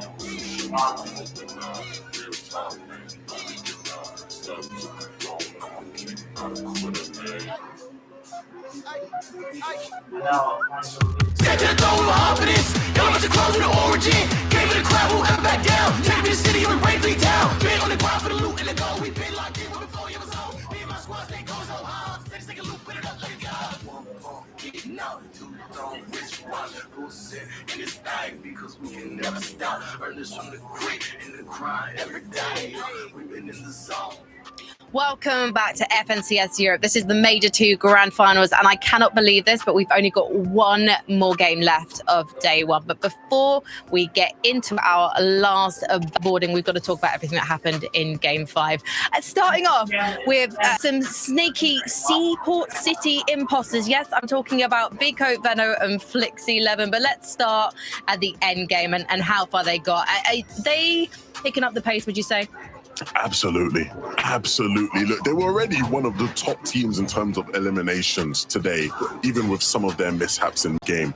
But their ability to make it to endgame in these last couple and get a bunch of eliminations as well is just catapulting them up in those standings. Their biggest problem, Mimi, right now, is that a lot of their game plan in terms of just sort of just doing this teeny strat type thing sort of relies on like the fact that like nobody else is going to be super consistent, right? Because like if nobody else had been super consistent today, if Malabuka hadn't been as consistent as they had been and maybe a bit more inconsistent like they showed in previous competitions, you know, we'd more be talking about Vico and them in contention to win while doing this strat. But because they've had Malabuka's team just be so consistent in every single game today, it's made it so there is a bit of a gap there, but still, I love that they're finding their feet with this strategy. I can't wait to see how it evolves tomorrow. Yeah, well, I mean, how do you stop that, right? You land on Malabuka and try and stop them getting a good performance, right? That's hopefully what we'll see from these guys if they do go that route. But I mean, look at them. Second place, 290 points, just off the back of a really solid game. You're absolutely right. If Malabuka, Wox, and Ping weren't doing so great, they'd probably be first place right now. The strategy's definitely working. I'm interested to see whether they'll be able to continue that, of course. You know, where do they land now? A lot more teams and a lot more players are going to be more aware of what they're doing, so they're going to really look back at what they're doing in terms of their loop path and rethink a few different things. But I mean, this was great. Yeah, this was really the combination of sort of what we were expecting to see, because they were doing the strat on a bunch of teams in areas where they weren't some of the big names, the top dogs. But here, against Queasy into Seaport, they didn't wait for him to come through the door. They realized Swizzy was in the building. They realized he had nowhere to go. If they just ran in and blocked him off with bills, they had the time to get to him. But look at this shot here from Vico. Look at it. Back. Wow. Oh my goodness. Oh, this is nasty. Look, and if you know Vico, you know he just like calmed dead like 3 times in a row. Like that's max volume after that one. Queasy was able to escape, so they stayed in the game. But again, it's moments like this where you're right, Mini. If that to Queasy's trio at Seaport, do they have something cooked up like that for Lone Wolf Lair as well later down the line? We kind of just don't know. What a game that was, though, to start off.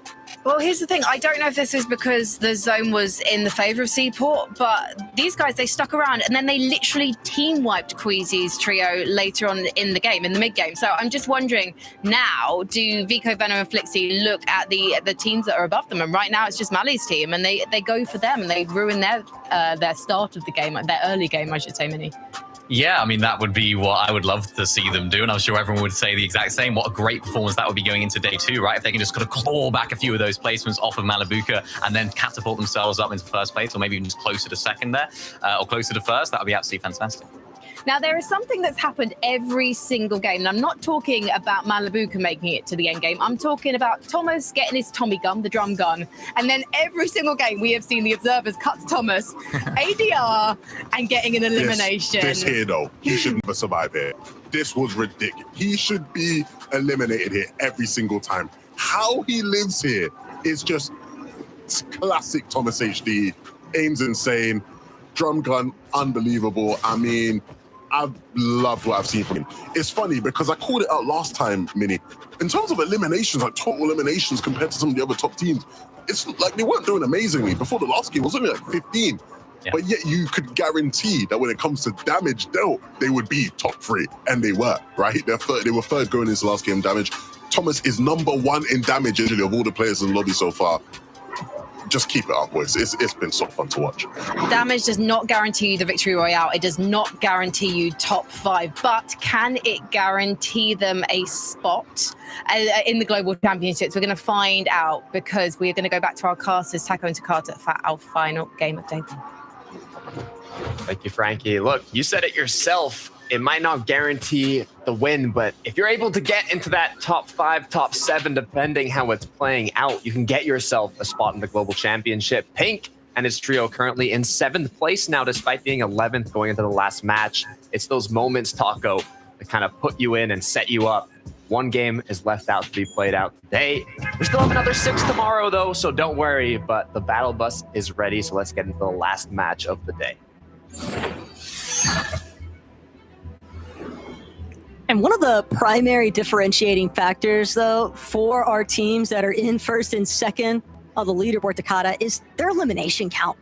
Malabuka and Veno's trio have just been on a tear all throughout these matches here today, and it's crazy when you really boil it all down, because a team like Veno's that hasn't even been as consistent as Malabuka's in terms of placement, and yet they are still matching each other so steadily with their elim count. It is making it very difficult for some other teams to try and play catch up or even just stay close in the first place. Outlaw Oasis is maybe going to get popping pretty soon there with Zandy and Fincheck. Vico trying to get the party started, though. On to Twy, out of Hollow, looking directly at Flixie, but Vico pays the price. Veno now trying to get the turnaround.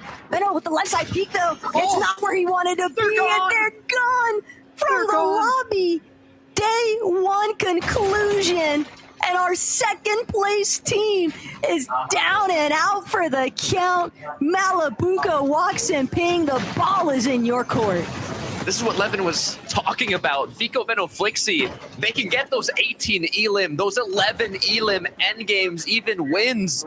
But when they have that risky early game, when they can go down in 26th, 27th, and now the first trio to go down, basically, those 0-point matches, it's going to make it too difficult to keep up with a trio like Ping, Malabuka, and Walks that literally their worst placement is 7th.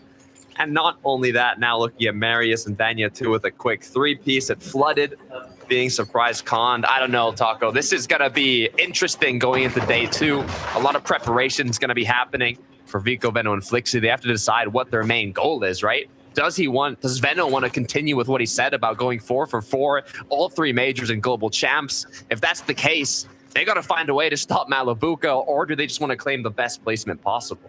I'm just not over the fact that it's Avahalo, Noms, and Twy for back-to-back matches now that have been such a nuisance towards Veno's team. Everybody thought it was going to be Savage, Vidal, and Reason who would have to worry about that trio. Instead, it's seemingly Veno's issue to deal with.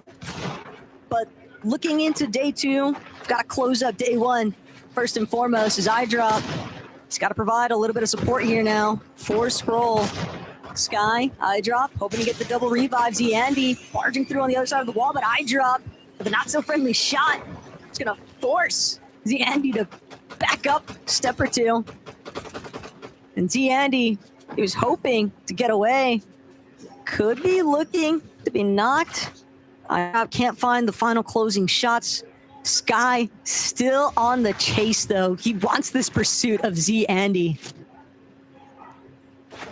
I'm sure he could find it too.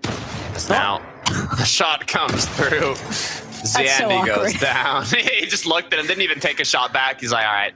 I really thought he was more covered. It's just the way that Sky made that approach. I feel for Zandy in that kind of position. Unfortunate. No, it's okay though. iDrop, Sky, and Scroll have been slowly dropping down. I mean, they were leading the pack with the 3rd and 4th place in the start of the day, but they haven't broken top 10 since then. 21st, 13th, 21st again. So hopefully they can kind of figure out this issue in the later part of the mid games. But so far it's looking like it's starting out quite strong. And, you know, the good news is that Vico, Veno, and Flixie aren't here to catch Swizzy off guard like in the last match, so they can continue playing their kind of, you know, uncontested route here at Seaport. And hopefully I'd like to see Queasy get a big game here to kind of bridge that gap right now that's from third to second and first place. One big game from them would be enough to do so. It's just such a bittersweet outcome, though, because Veno's team caused so many issues. And we'll continue that in a moment. Got to see what happens first with iDrop as he takes out Ju. Waiting whether or not Finchek has managed to actually escape the vicinity is a totally different conversation. It does appear as though he's made it out. Maybe he'll be able to go for the reboot and bring Ju and Ziandi back into this one, but iDrop, Sky Scroll, they seem adamant to try and chase out that solo. Ivan not in the best of situations here with, what, half HP, no shields. Cade, on the other hand, looking a bit healthier over at Kappa Kappa. Oof. I mean, they need a bigger performance here at Takata, and Cade, just one shot too many. It's going to be forced to disengage entirely. Cheating and Robin, they've got an ample amount of heals to work with. Trexer now continuing to just lay waste to some of those builds that we saw teams trying to hole up in. But southern segment of Kappa Kappa, one thing's for sure, Dexy's team is not going to be able to go anywhere near it. Ivan, Arya, and Kay, they're just also trying to be wary. Teams that are going for these distinct fights on the off spawn. And then you've got teams like Pablo, Ferdoxy, and Chino facing up and what's essentially become known as the Bermuda Triangle. That's what it feels like, Takata, because the surge bases that have taken place here, they literally just form a perfect triangle. It's crazy how that works, yeah. As the shots continue to come through. It'll be peaceful for now, though. I mean, they're just going to continue doing the damage that they're looking for. Malabuk in a similar situation. No worries, though, to kind of fight. You can see behind Walks, you saw all the loot they have stacked up. What's so interesting about Walks, though, is he has the most assists in the matches today at 44. And the player leading behind him is Malabuka with 30, and then Ping with 29. I mean, it just shows how well this trio has been playing together. They're always up. They're always helping each other. And they're literally the last trio standing in basically all these games, fighting it out in those final moments. So, you know, the consistency is deserved by how well this trio has been performing. But to get to that point, you know, you have to have solid early games, you have to have solid mid games, and they've done that every single match. Hey, Malabuka did say 0 ping diff a while back. The moment that we knew that trio was headed to boot camp together in Germany. And when you're leading the lobby by 100 points and then some for day one, it definitely distinguishes, you know, just what kind of impact they've sort of had today as a team. That chemistry really starting to flow. Other teams, though, still looking to try and overtake at least each other on the leaderboard. Second place especially, potentially being up for grabs since Veno's team was eliminated so early on. And a team like Sky, Scroll, iDrop, they definitely want to be included in that conversation, but it's not going to be an easy mission just because you say it out loud. That doesn't exactly put the play. Yeah, it's interesting, though. They already have, 3 eliminations. They don't need to risk too much more. They have, the pros of having the heals, too. This part of the map, especially the west side, with so many teams contesting each other, it's one of those clusters that ends up having a bunch of players just staying in the zone and playing out their mid game, taking shots at each other, and later on making the rotates when it's already closer and closer to that end game. But what a shot from Scroll. Close that one out. Just being Storm Warriors, essentially. You can find those early eliminations, but those late game transitions have proven to be a constant stopping point for that team. And it's something that Marius, Vanya, and Pixie are also trying to make sure that they can overcome. Moneymaker, Fade of 9 here at Canyon Crossing. Seems like they're trying to hunt out Mr. Savage, but Mr. Savage instead, a little bit of a bite back here. Does seem as if the deal had already been claimed earlier on, but Savage just continuing to refuse to give up his current position. He's gonna force Moneymaker and Faded to try and tackle him at the same time, but still manages to just squeeze his way out. They have to worry about other teams in the distance though, and Frenek, maybe even hearing some of that commotion taking place. Moneymaker Faded. They want to get out of Canyon Crossing, but there are just so many teams in front of them looking to do the same thing. Yeah, it's difficult for all the players here. Mr. Savage, I mean, they've gotten 3 eliminations or more in every match except for the first one, but they just can't make it into the top 10. They keep getting eliminated in this portion of the match. Normally they make it at least to the end game, but not the final moments. Just so difficult to even make it to zone with the way this season's being played out. Like, if you do want to continue with the rotate and you're done kind of with the storm back and forths, it can be difficult with the amount of trios that just kind of waiting for you to rotate on through. That's the thing about these finals lobbies. You know who you're competing against throughout all 12 matches. You know at least a general idea of where they're going to drop and how they tend to rotate. So you can really base the play style around not only how the matches play out throughout the day, but also how they've previously played out. Kind of stop these rotates, look in the feed, depending on who gets eliminated, who gets knocked. You can base your play style around that. Skavi, though, look like they're going to bring Teeny back in. Hard fought three, finding the knock, and then clean elimination onto Volko. Cringe. Didn't get to actually finish that elimination. So, well played to Teeny's trio to bring him back into the action. But just looking at where the zone is pulling towards Takata, this is full benefits for Malibuca, Ping, and Walks. They're kind of just waiting for these teams from that southwest section. As they trickle through, you know that they're going to be a little bit more beat up than some of these other teams that might have already been based towards that northern position. And Sky, iDrop, Scroll, they seem to be doing a lot of elimination clearing, but it's not necessarily putting themselves into a position where they can confidently try to just charge through that mid-map territory. They know that there are teams like Malibuca, Ping, and Walks just controlling too much of the flow of the lobby. I mean, that's the pros of having that many heals, though, and you know, Storm only taking 1 damage per second here. They can make that decision to wrap all the way around despite it taking longer, and then not have to have the risk of, you know, the trios that are already based up kind of looking back. Malibuca, Ping, Walks. At Floodgate, I mean, they're looking all right, but the zone is pulling a bit more east than some of the previous matches.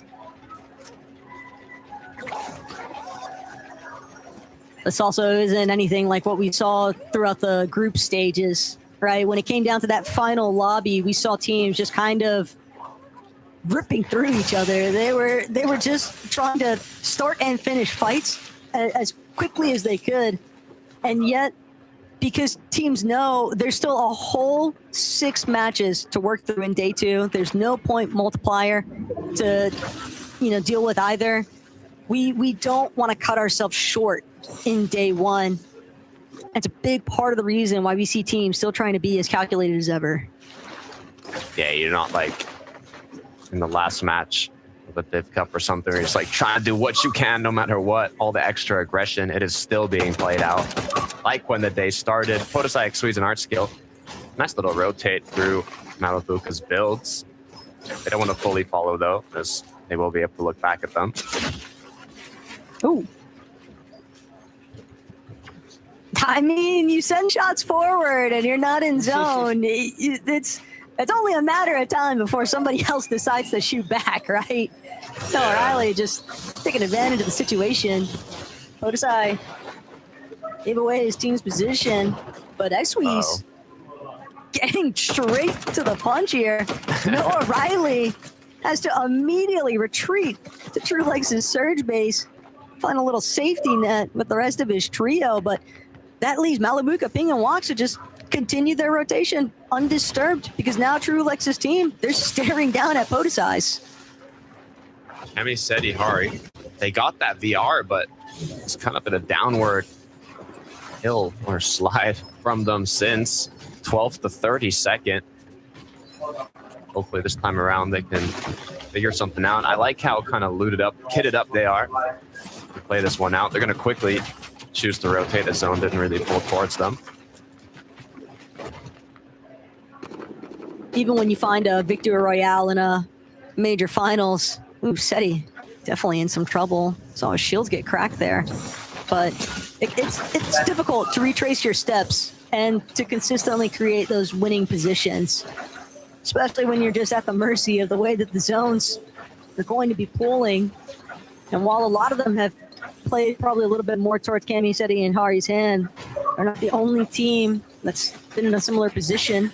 Swizzy, Queasy, Merstash, they're trying to make up for lost time after an early exit, or at least it felt like an early exit in Game 5, because they never really had a chance to get their feet underneath them after Veno's initial play.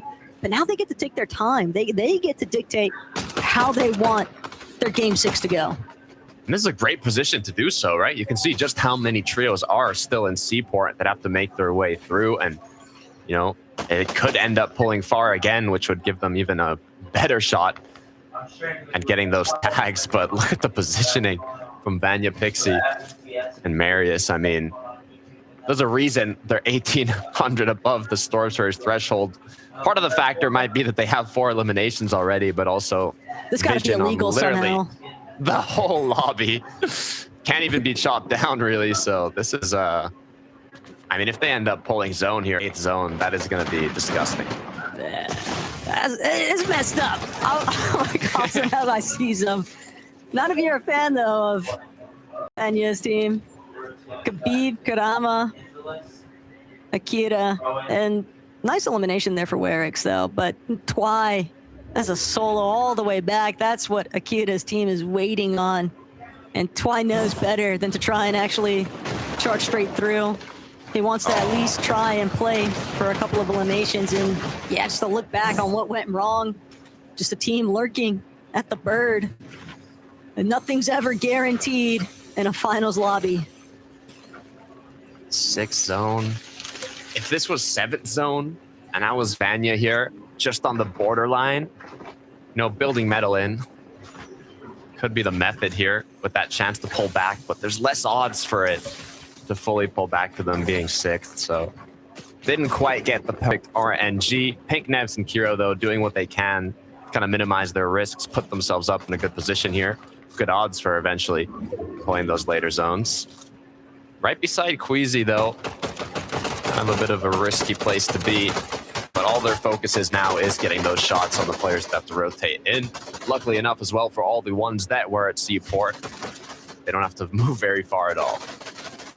Pink's team is low-key kind of cut off Queasy's, though. They're not going to be able to actually rotate in without having to deal with Pink's trio, I would imagine.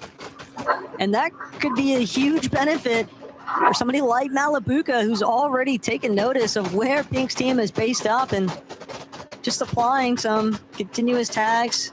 Ping and Wox also trying to take up separate lines of sight. They're in a very nice position, and the congestion that's built up elsewhere, that's going to be something that Thomas, Uppel, and Panzer have to deal with. And they're chilling now, though. It's kind of just a matter of time. They're waiting to see in these 7 seconds where the zone is going to end up. The good thing is to have ideas of, you know, if it goes here, I can do this. If it goes there, I can do this. Kind of always being prepared. Northwest is going to be the place where it concludes right onto Akira's trio. Here, they might even want to elevate themselves, right, to open up more opportunities, or just take the fight straight on ahead of them. The free edits, anything to kind of do a bit of damage, but some sort of decision has to be made. Just 47 above is a little too close to comfort. Nice shots, though. That's going to be very impactful.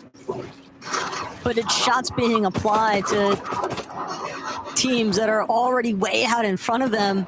So when they start to actually cruise on forward, those teams might have the same idea. Just pay them a couple of tag visits. Swizzy, Queasy, Murstache, they know they can't afford to sit around any longer. We're going to immediately start trying to be some of the first ones into the next zone. Move too late, get caught up in the pack. Move too soon, and everybody that still needs surge is going to immediately try and tail you in the process. For Doxy, Chino, and Pablo, though, they managed to elevate themselves slightly and playing towards the front side with a little bit of hill advantage here. Sharks team, a little bit pressured, but not enough for Doxy to want to commit to just yet. 711 damage above. I mean, they're in a pretty primed up position here, not only in damage, but also elevation. Thomas looking good as well. I guess kind of a bit more compact, actually. I thought it was a bit more elevated, but either way, no risks needed for these trios. Unfortunately, for the ones that have lost a teammate or are getting knocked or is low, though, it's kind of just free pickings for the ones that are already set up looking back. Because of the bridge, the congestion is really going to start to build in those mid and low ground layers. Incredible scenes that Twiza solo is in such a prime spot, though. Not sure how long he'll actually be able to maintain it, but he could definitely be annoying to some of these other teams that are looking to just rotate through. Unscathed, Kiro, Nebs, Pink. One of our teams that could potentially be caught. A little bit more action than what they want. Just trying to heal up off the water sprite. They can tell, though, there's a team in heavy trouble, and they want to secure the body loot. Hicks, Darm, eliminate Demas, actually. Eliminated right in front of them. Mixin, Blah, and Comeback watch. They made such a strong attempt for those eliminations, and they don't even get a benefit from the results. I like this, Taco. Vanya, Pixie, and Marius looking like they want to play a high ground position here. They're currently in 9th place. They've dropped down out of qualifying range for the Global Championship. Vico, Veno, Flixie are out, though, from the start of this game. It's a perfect opportunity to put themselves back in. I spoke about it earlier. This is a trio that knows how to convert those top placements to victory royales. They can close out these matches. So hopefully with a bit of good zone pulls, with some nice refreshes, they might be able to make something happen. But the big issue, the raid boss, Melabuka Ping and Walks, once again, incredibly healthy as a trio, completely set up to play this one out. Somebody has to stop them, Taco. Somebody has to do it. Well, that somebody might be the zone pools, because it's bringing them into more traffic than what they had been hoping for initially, sticking a little bit more towards those lower layers. But same could be said here for Swizzy, Queasy, and Murstache, just completely spraying at the teams right next to them. Gotta be careful, though. From the floor above, it's Twy still holding on, but only 187 above. Murstache, Swizzy, Queasy, they've claimed so much space in the low ground. But the way that the zone is starting to pull over the water now, teams are going to be burning through their materials at a rapid rate. Trulex has got to be very careful here for Doxy. Pablo, Chino, trying to get a piece out of some of these teams that are rotating in, but nothing that's translated to a knock for an elimination just yet. Still, where they are currently sat at is a very nice spot to be. Pablo did an amazing job of tarping ahead while Doxy and Chino were able to take some shots at the back line. Marius, Vanya, Pixie still looking like they have no issues up above, not a single trio taking shots at them. Oh my goodness. Wait, Queasy might just get stuck with Thomas, Panzer, and Upple. Marius doesn't care, though. He's in the high ground, and he's trying to maintain that elevated position, but Swizzy, Queasy, Murstache, they're going to look to maybe make an attempt here for a height take, but first they've got to make sure that they are putting themselves in a position towards that front side of zone, having to use up nearly all of their splashes. The last one finally going to be spent. Thomas, Upple, Panzer. We knew they were going to get caught in the mix here, but didn't expect that it might come at Kurama's expense. They'll narrowly avoid getting knocked by Thomas. But Thomas, he still wants more. He still wants to keep going. Pink, Kira, and Nebs as well, just hanging out on the low ground, but Swizzy, Queasy, Mustache, they're trying to chop out height, and they might actually succeed. Vanya, they're gonna finally manage to get the connection towards the front side. Marius will get dropped, but he still had more than enough time to react. He's not gonna lose any HP for it. Will Queasy give it up? They got the knock, but in the meantime, Malabuka's been shut down. This is the first time we've seen them go down so quickly in this late. Now, Chino, Pablo trying to clutch it up as a duo. High ground looks to be safe for Vanya, still holding on to it as now Pablo's trying to get ahead, doing what he can to keep himself up. So many materials to work with. He should not take any risks here, just try and claim as much space as possible. He has to be careful though, especially if he runs into a full trio as Swizzy has been left alone. Queasy Mustache gone down. As now Swizzy has to find a way to clutch this out only with Disaster has struck in the final hours here. Swizzy, we've seen him clutch points plenty of times in the past though. Whether or not he's able to secure them this go-round is an entirely different story though. Just so many healthy trios behind in front of him. Thomas, Upple, and Panzer, they don't want to allow him to go by, but it's going to be height that takes notice. Panzer will get the credit for the elimination, but Vanya and Medius, they are having a free day, just spraying everybody in this low ground. Thomas hoping that he could try and charge through. He's just going to play a little bit of defense here for Upple to reunite with the rest of his team. Marius dropping. Marius trying to get fraggy with it. Gets a chunk out of Panzer's HP bar, and Panzer won't be able to finish. Marius gets the credit for it, and now Pixie on the other end looking to take out Chino and Pablo Wingu.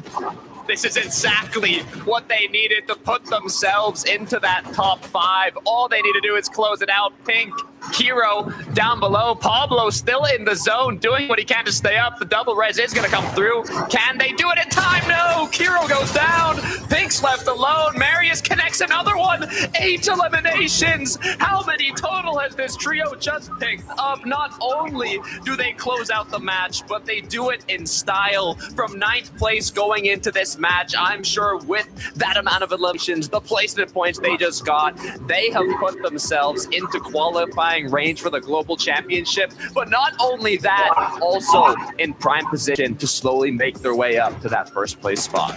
And don't get me wrong, you don't want to get too excited considering that it is just day 1, but Marius, Vanya, Pixie have earned this final closure of a victory royale here at Takata. They just played it cool, calm, and collected, picking off teams, picking off solos and duos, isolating players so perfectly, and Marius even at the end there refusing to allow that double revive play to happen, just had control of the low ground builds and punished Pink's trio for it.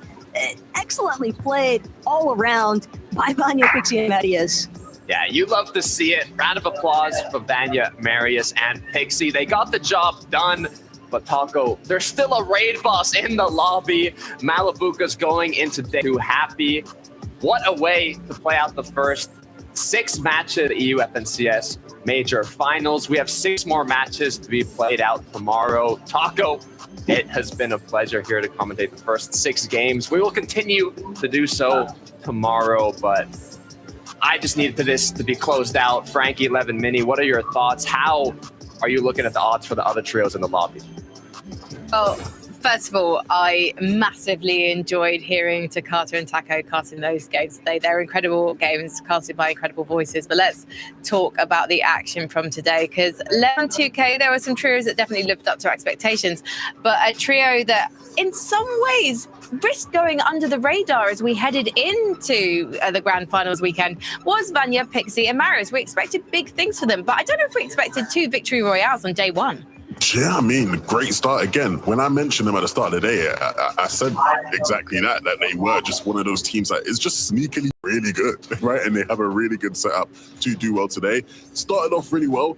Again, had a couple games where, as my friend Miniman would say, maybe weren't ideal performances, right? But they ended the day with a win, which is great momentum-wise when you go into tomorrow. We've seen just so many times in EU history where, you know, day one, how you finish a day one, you know, really can tell sort of where you will go on day two, sorry. And the close up to that game was quite chaotic, quite hectic. So many of our top teams were there, and they were the best of them towards the end. I loved how they stopped Queasy's trio from getting hype, because that's always been a question of them this season and last season was like, they like to play hype, but a lot of the time if Queasy's around, you know, they leave it to the big dogs. But this game, they showed who were the big dogs, and they kept hype really well. Yeah, it was something that you mentioned earlier. Yeah, it was something that Levin mentioned earlier on about the fact that they won't play Queasy in the lobby, but it's nice that they were able to flip that on its head where they were playing height and Queasy tried to go up for it. And as you mentioned, they shut it down really nicely. Vanya was able to stay up on height. He held firm up there while the other teammates, of course, dropped on down. Really nicely played from those guys, showing us what they can do. And it just shows there's not only one height team in the lobby now going into tomorrow. Well, let's talk about Thomas HD, Uppal, and Panzer, because this is a trio that I was expecting really to sit around that kind of barrier, I guess, or border between safer globals and not quite. But our day's performance, Mini Minor, do you think we're going to be seeing them in Leon? Yeah, I don't see any reason why not. I know myself and Levin both put them in our list to qualify through, so we had that belief in them. And the way that they're playing is exactly as we would have expected, I'm sure, as well. Making these end games, being consistent in getting there, their strategies, mid-game, early game, really, really good. Thomas HD just doing what he does best with that drum gun. It's not absolutely ideal, you know, not absolutely clean with in terms of the end games. What they've been able to do is keep them coming, keep getting into those positions to do well and do what they do best. I'm wondering still what is holding them back from that victory royale. Hopefully that's something we can talk about tomorrow. But right now, let's talk about Swizzy. Unfortunately, not able to quite clutch his way into the top 5 in that match. But we can see where Queasy, Swizzy, and Mustache are on the leaderboard at the moment. They have managed to hold on to 4th position safely inside that top 5. I have a feeling though for Queasy today has not been good enough, Levin. Yeah, I mean, if you're Queasy, you're going to be looking at the top of the leaderboard and going, well, they're over 100 points ahead of us. So, yeah, it probably won't feel good enough, right? But it's not a scary spot to be in come day 2. I think, you know, you're still in pole position to sort of compete, you know, at least right now for second based on, you know, how things are looking. But I you know, it all depends on, again, if Malabuka and them can continue this insane form that they've been on in terms of consistency. The games haven't been as clean for Queasy's trio, but they've not been bad, right? And that's the key. Is I talked about earlier, like, I still think this team has a gear to go up, and I think we'll see that tomorrow. Yeah, I was really hoping the fact that they got landed on by Venovico Flixi in that game 5, that it wouldn't just cause a little bit of a wobble for them. And I think their response to that was so crucial in the way that I saw this game. And they did that really well, 6th place in that game. Of course, they would expect better of themselves going into day number 2, being higher up on the leaderboard, but it's still clutchable, it's still doable. They're just going to need to do what they've been doing all season, which is just playing from height, winning games, and really taking risks when it comes to that stage. Yeah, it's interesting, right? Because obviously they're one of those teams that I think, again, most people are predicting to do well.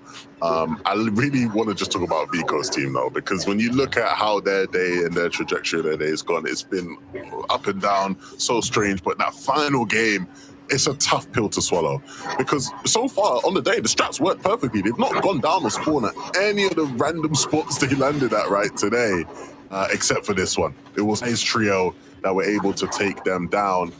Great peek there from Try.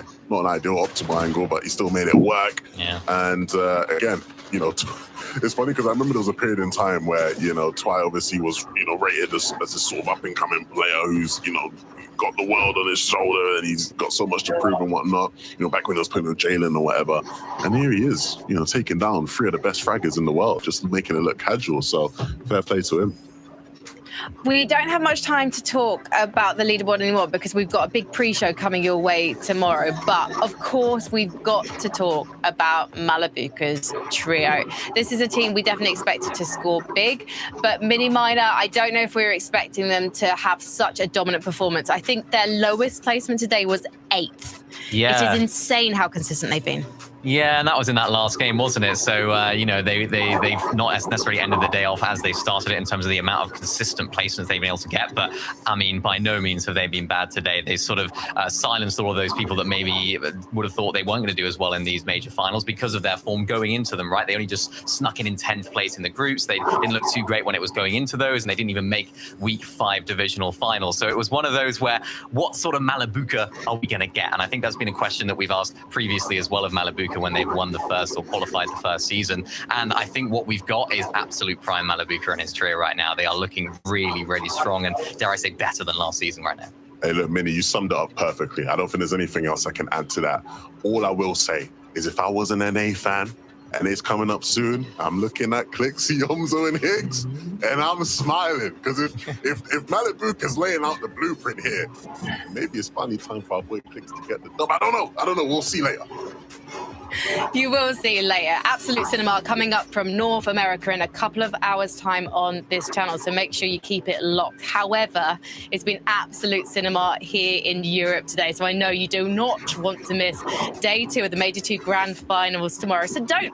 We will see you here. I can't wait to see it. Levin, Mini Miner, any final thoughts from you? Levin? Sound the horn. That's Just my line. Just get it done. Fine, we'll see you on the battle bus. I'm joking. No, sound that horn. See you tomorrow.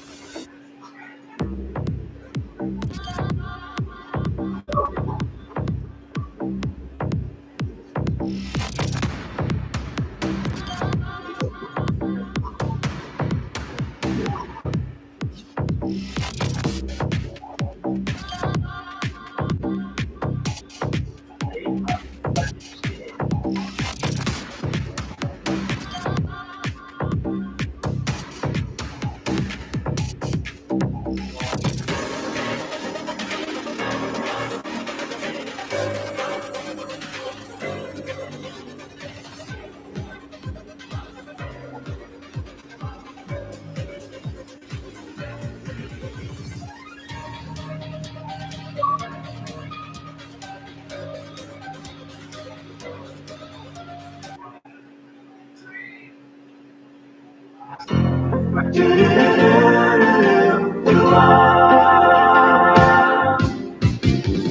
doesn't matter what comes, fresh goes better in life. With Mentos fresh and full of life, nothing gets to you. Staying fresh, staying cool. With Mentos fresh and full of life, fresh goes better. Mentos freshness, fresh goes better with Mentos fresh and full of life. Mentos, the fresh maker. Hey everyone, it's Nick830 here. Welcome to my 100-player Simon's Pro. Hey, Nick. What? Cypher! Listen, Nick, me and Courage are playing in your Simon Says today, and we're not just competing. We're actually competing on who can grief you the most without getting caught. We have a list of challenges here that we have to complete and make it to the top 10 before we could do our final grief and unlock the ability to eliminate Nick830. The mods are Dead center of zone.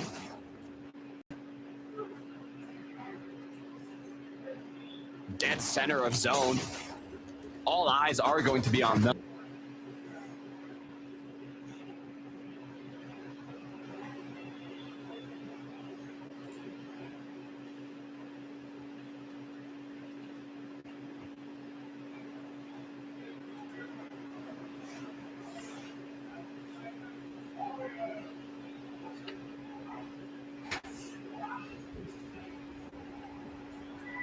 You notice how it's pretty much one player from each trio, chat?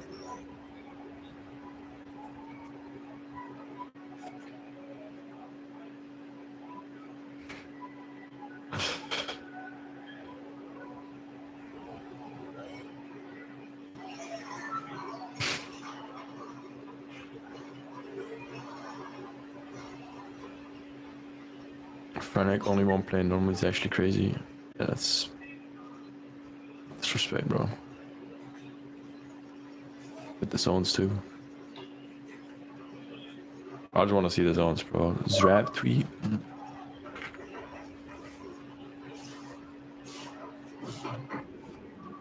No, no. Can't catch a break, boss.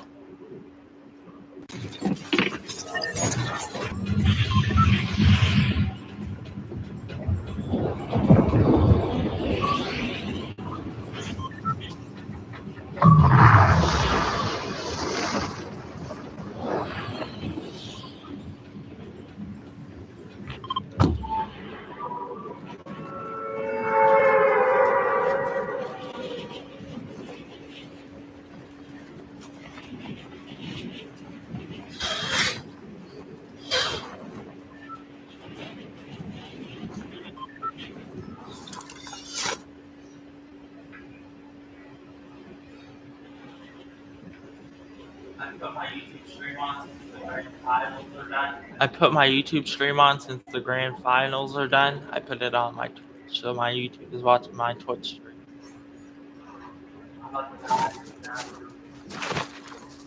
I'm about to die, so you're gonna have to reboot.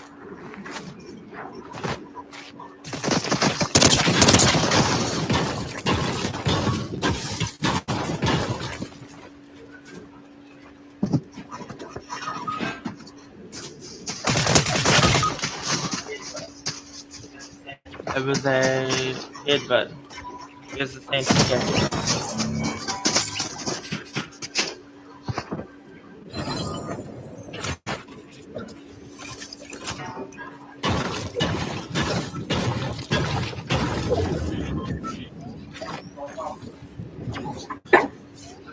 What is going on?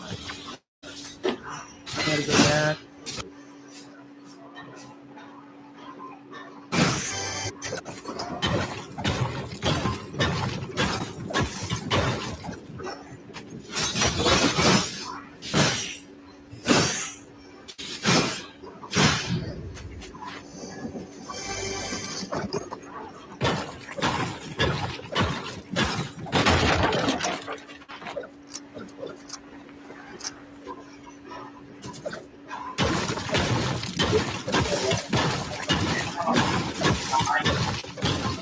People are watching my live stream, and I have 109 subscribers. Yeah, I'm about to reach my goal. For a boost if you want.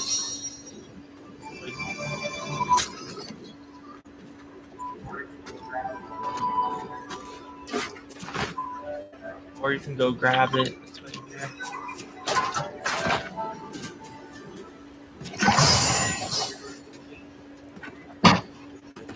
Let me use the restroom before you reboot me.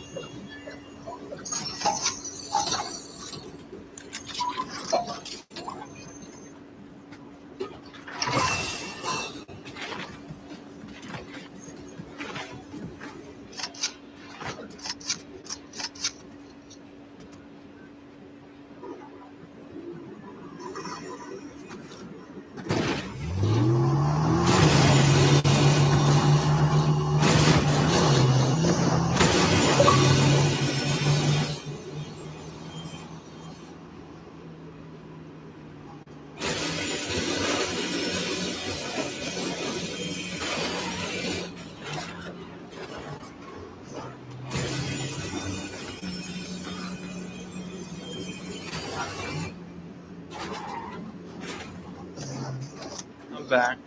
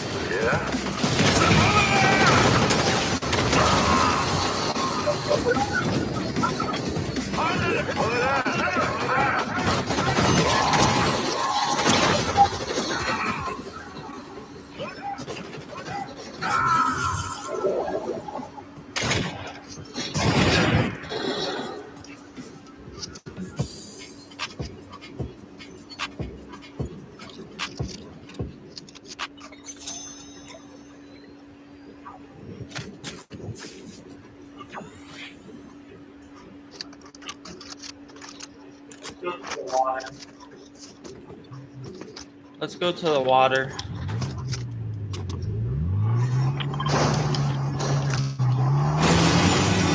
I gotta either get some lockers.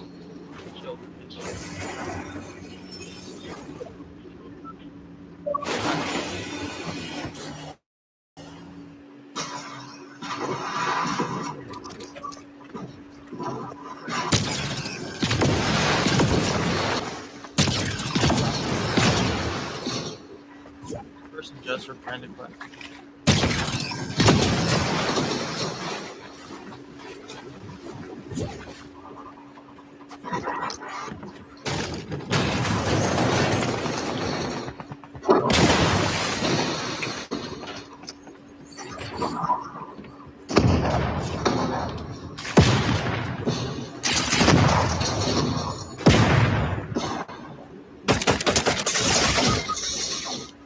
he got me. He's rushing.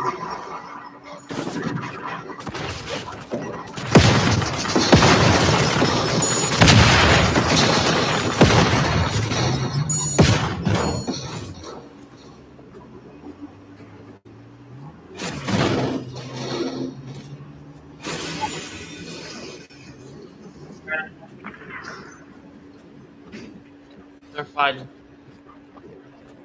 Try to come pick me up or I'll crawl to.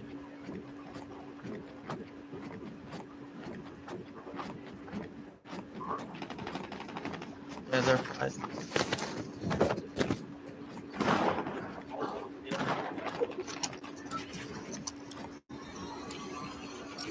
Dude, all those hills in there.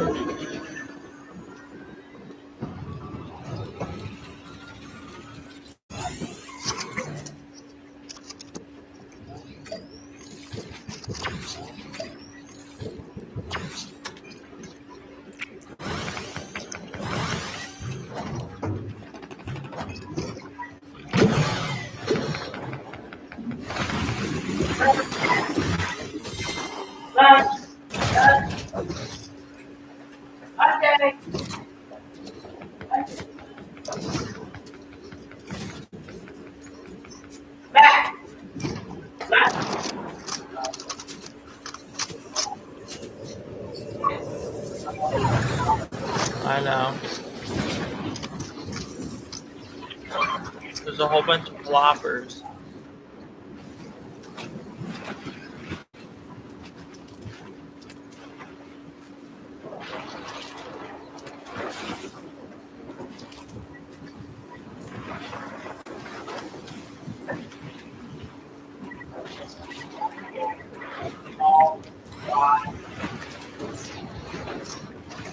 You can only hold a small fry.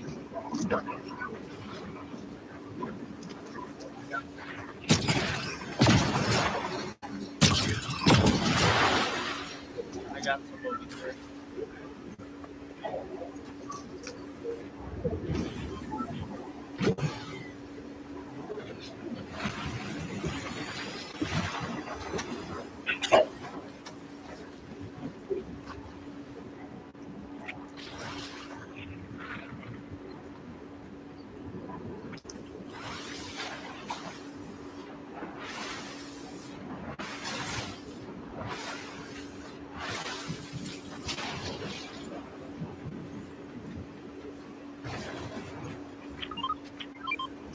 Go to Ireland. You get that shellfish.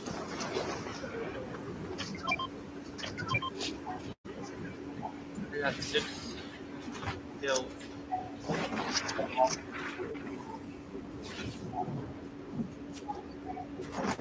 3 people are watching my stream on YouTube.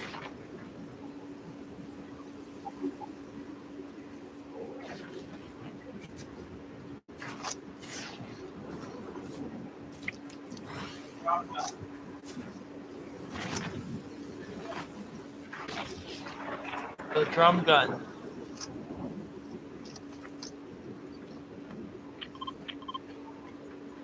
Go see if it's in there.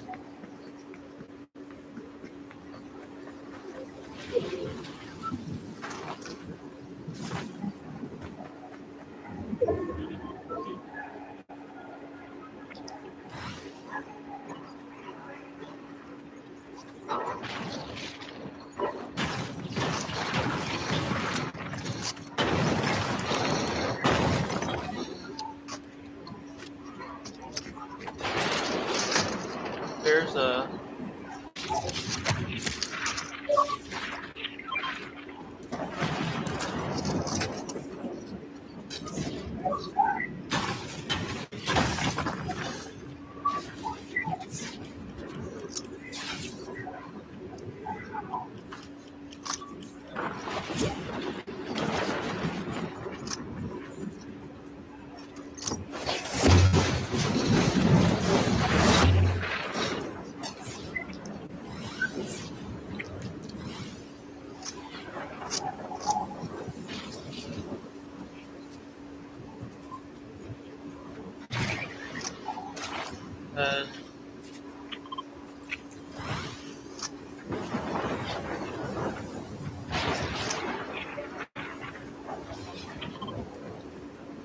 that's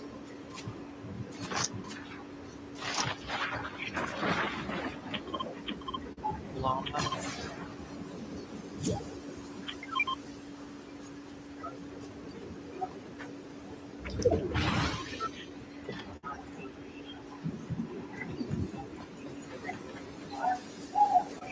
Let's flash those shield things without flashes.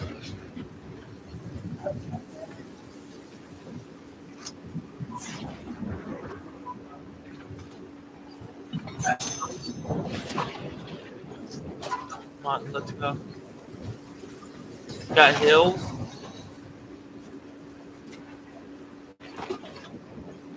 I didn't have hills.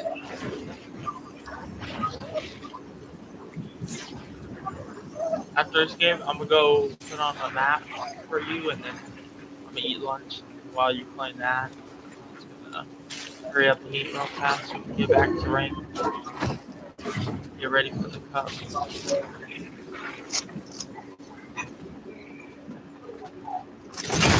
on tilted or something.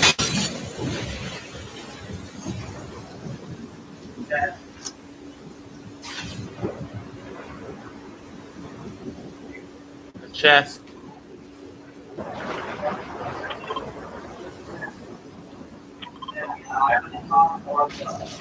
Jar Jar is not going to be in the pack.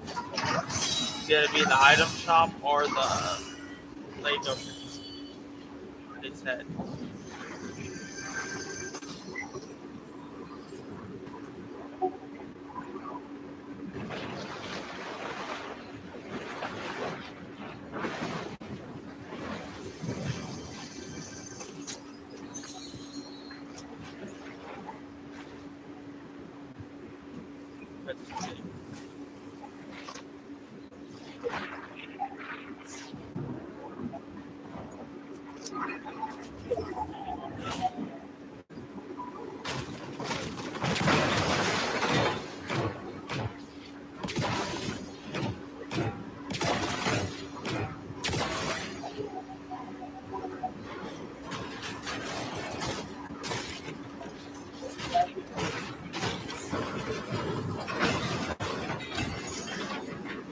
I got a pickle. Yep.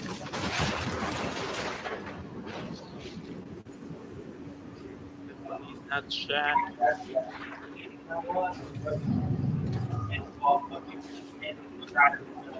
Chat. You know what? We're about to hit 110 subscribers. We're at 109 on for YouTube. If you're watching the YouTube stream that I put on the share.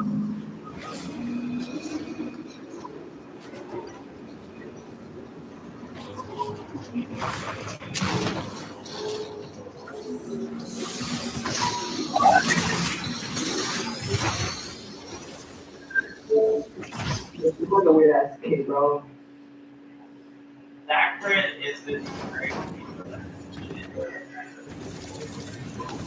That crit is this crazy for that shit.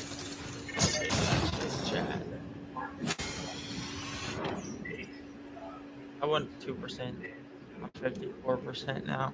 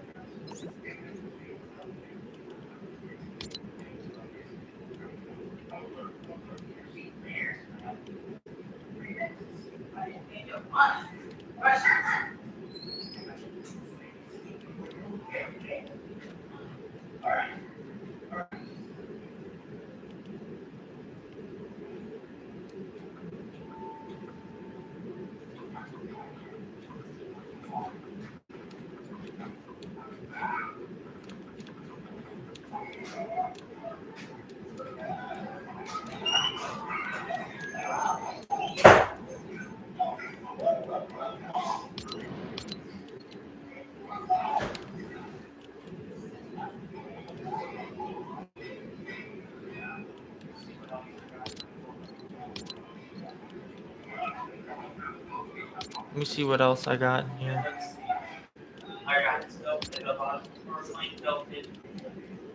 Okay, let's see. I got tilted. A lot of people are playing tilted. Mason.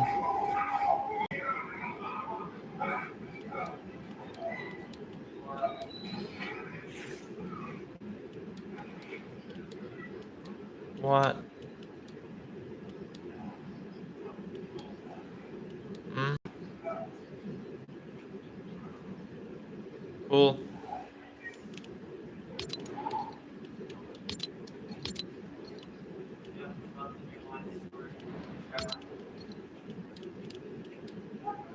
Yep, I'm about to do mine at 3 with this guy.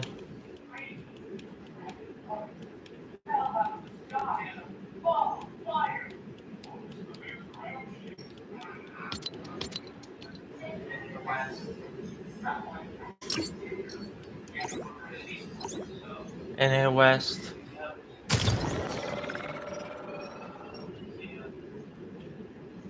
Yep, for me in 2 hours. See ya. Mason, ready up. Mason, ready up. Mason, ready up. Mason, you're gonna ready up. Mason, you're gonna ready up. Mason, you gonna ready up.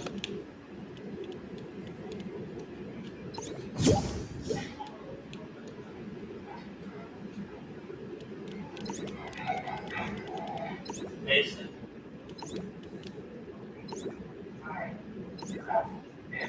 Mason. Mason.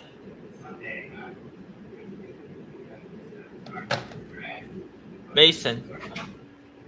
Ready up.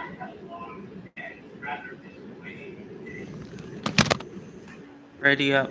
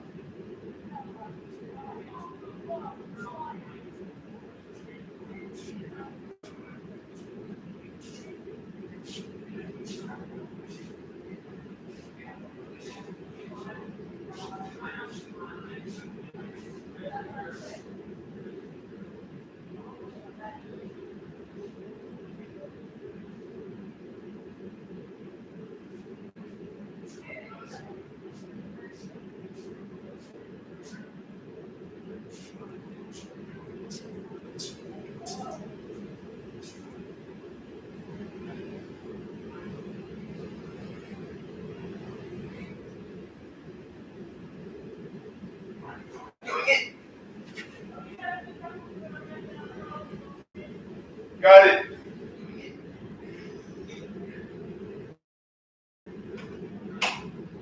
Got it.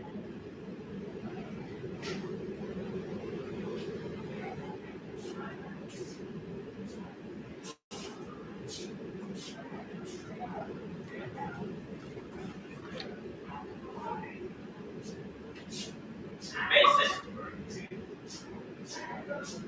you there? Mason, you there? Mason, Mason,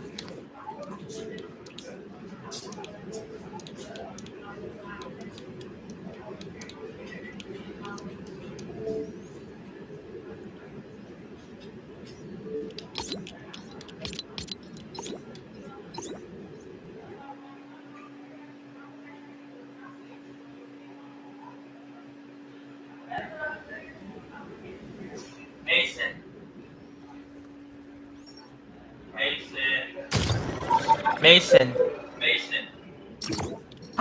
Mason, Mason, Mason, Mason,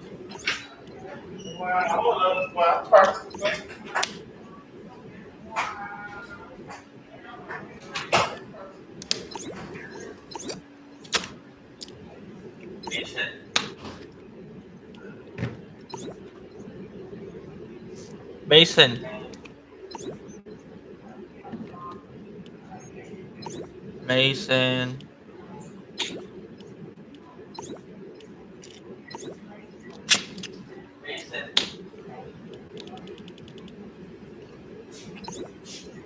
Mason,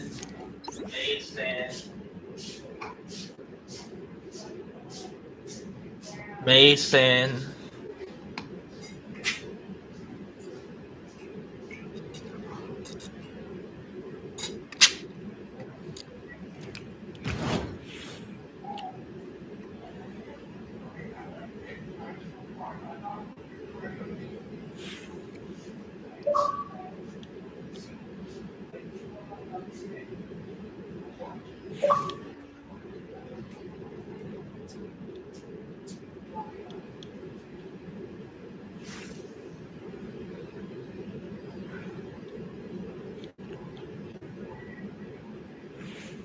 Mason,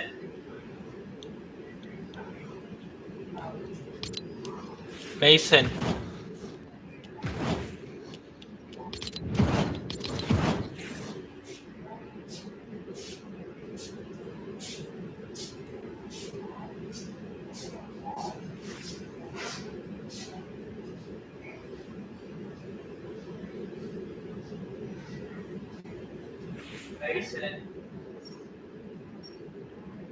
Mason, Mason. Mason. Mason.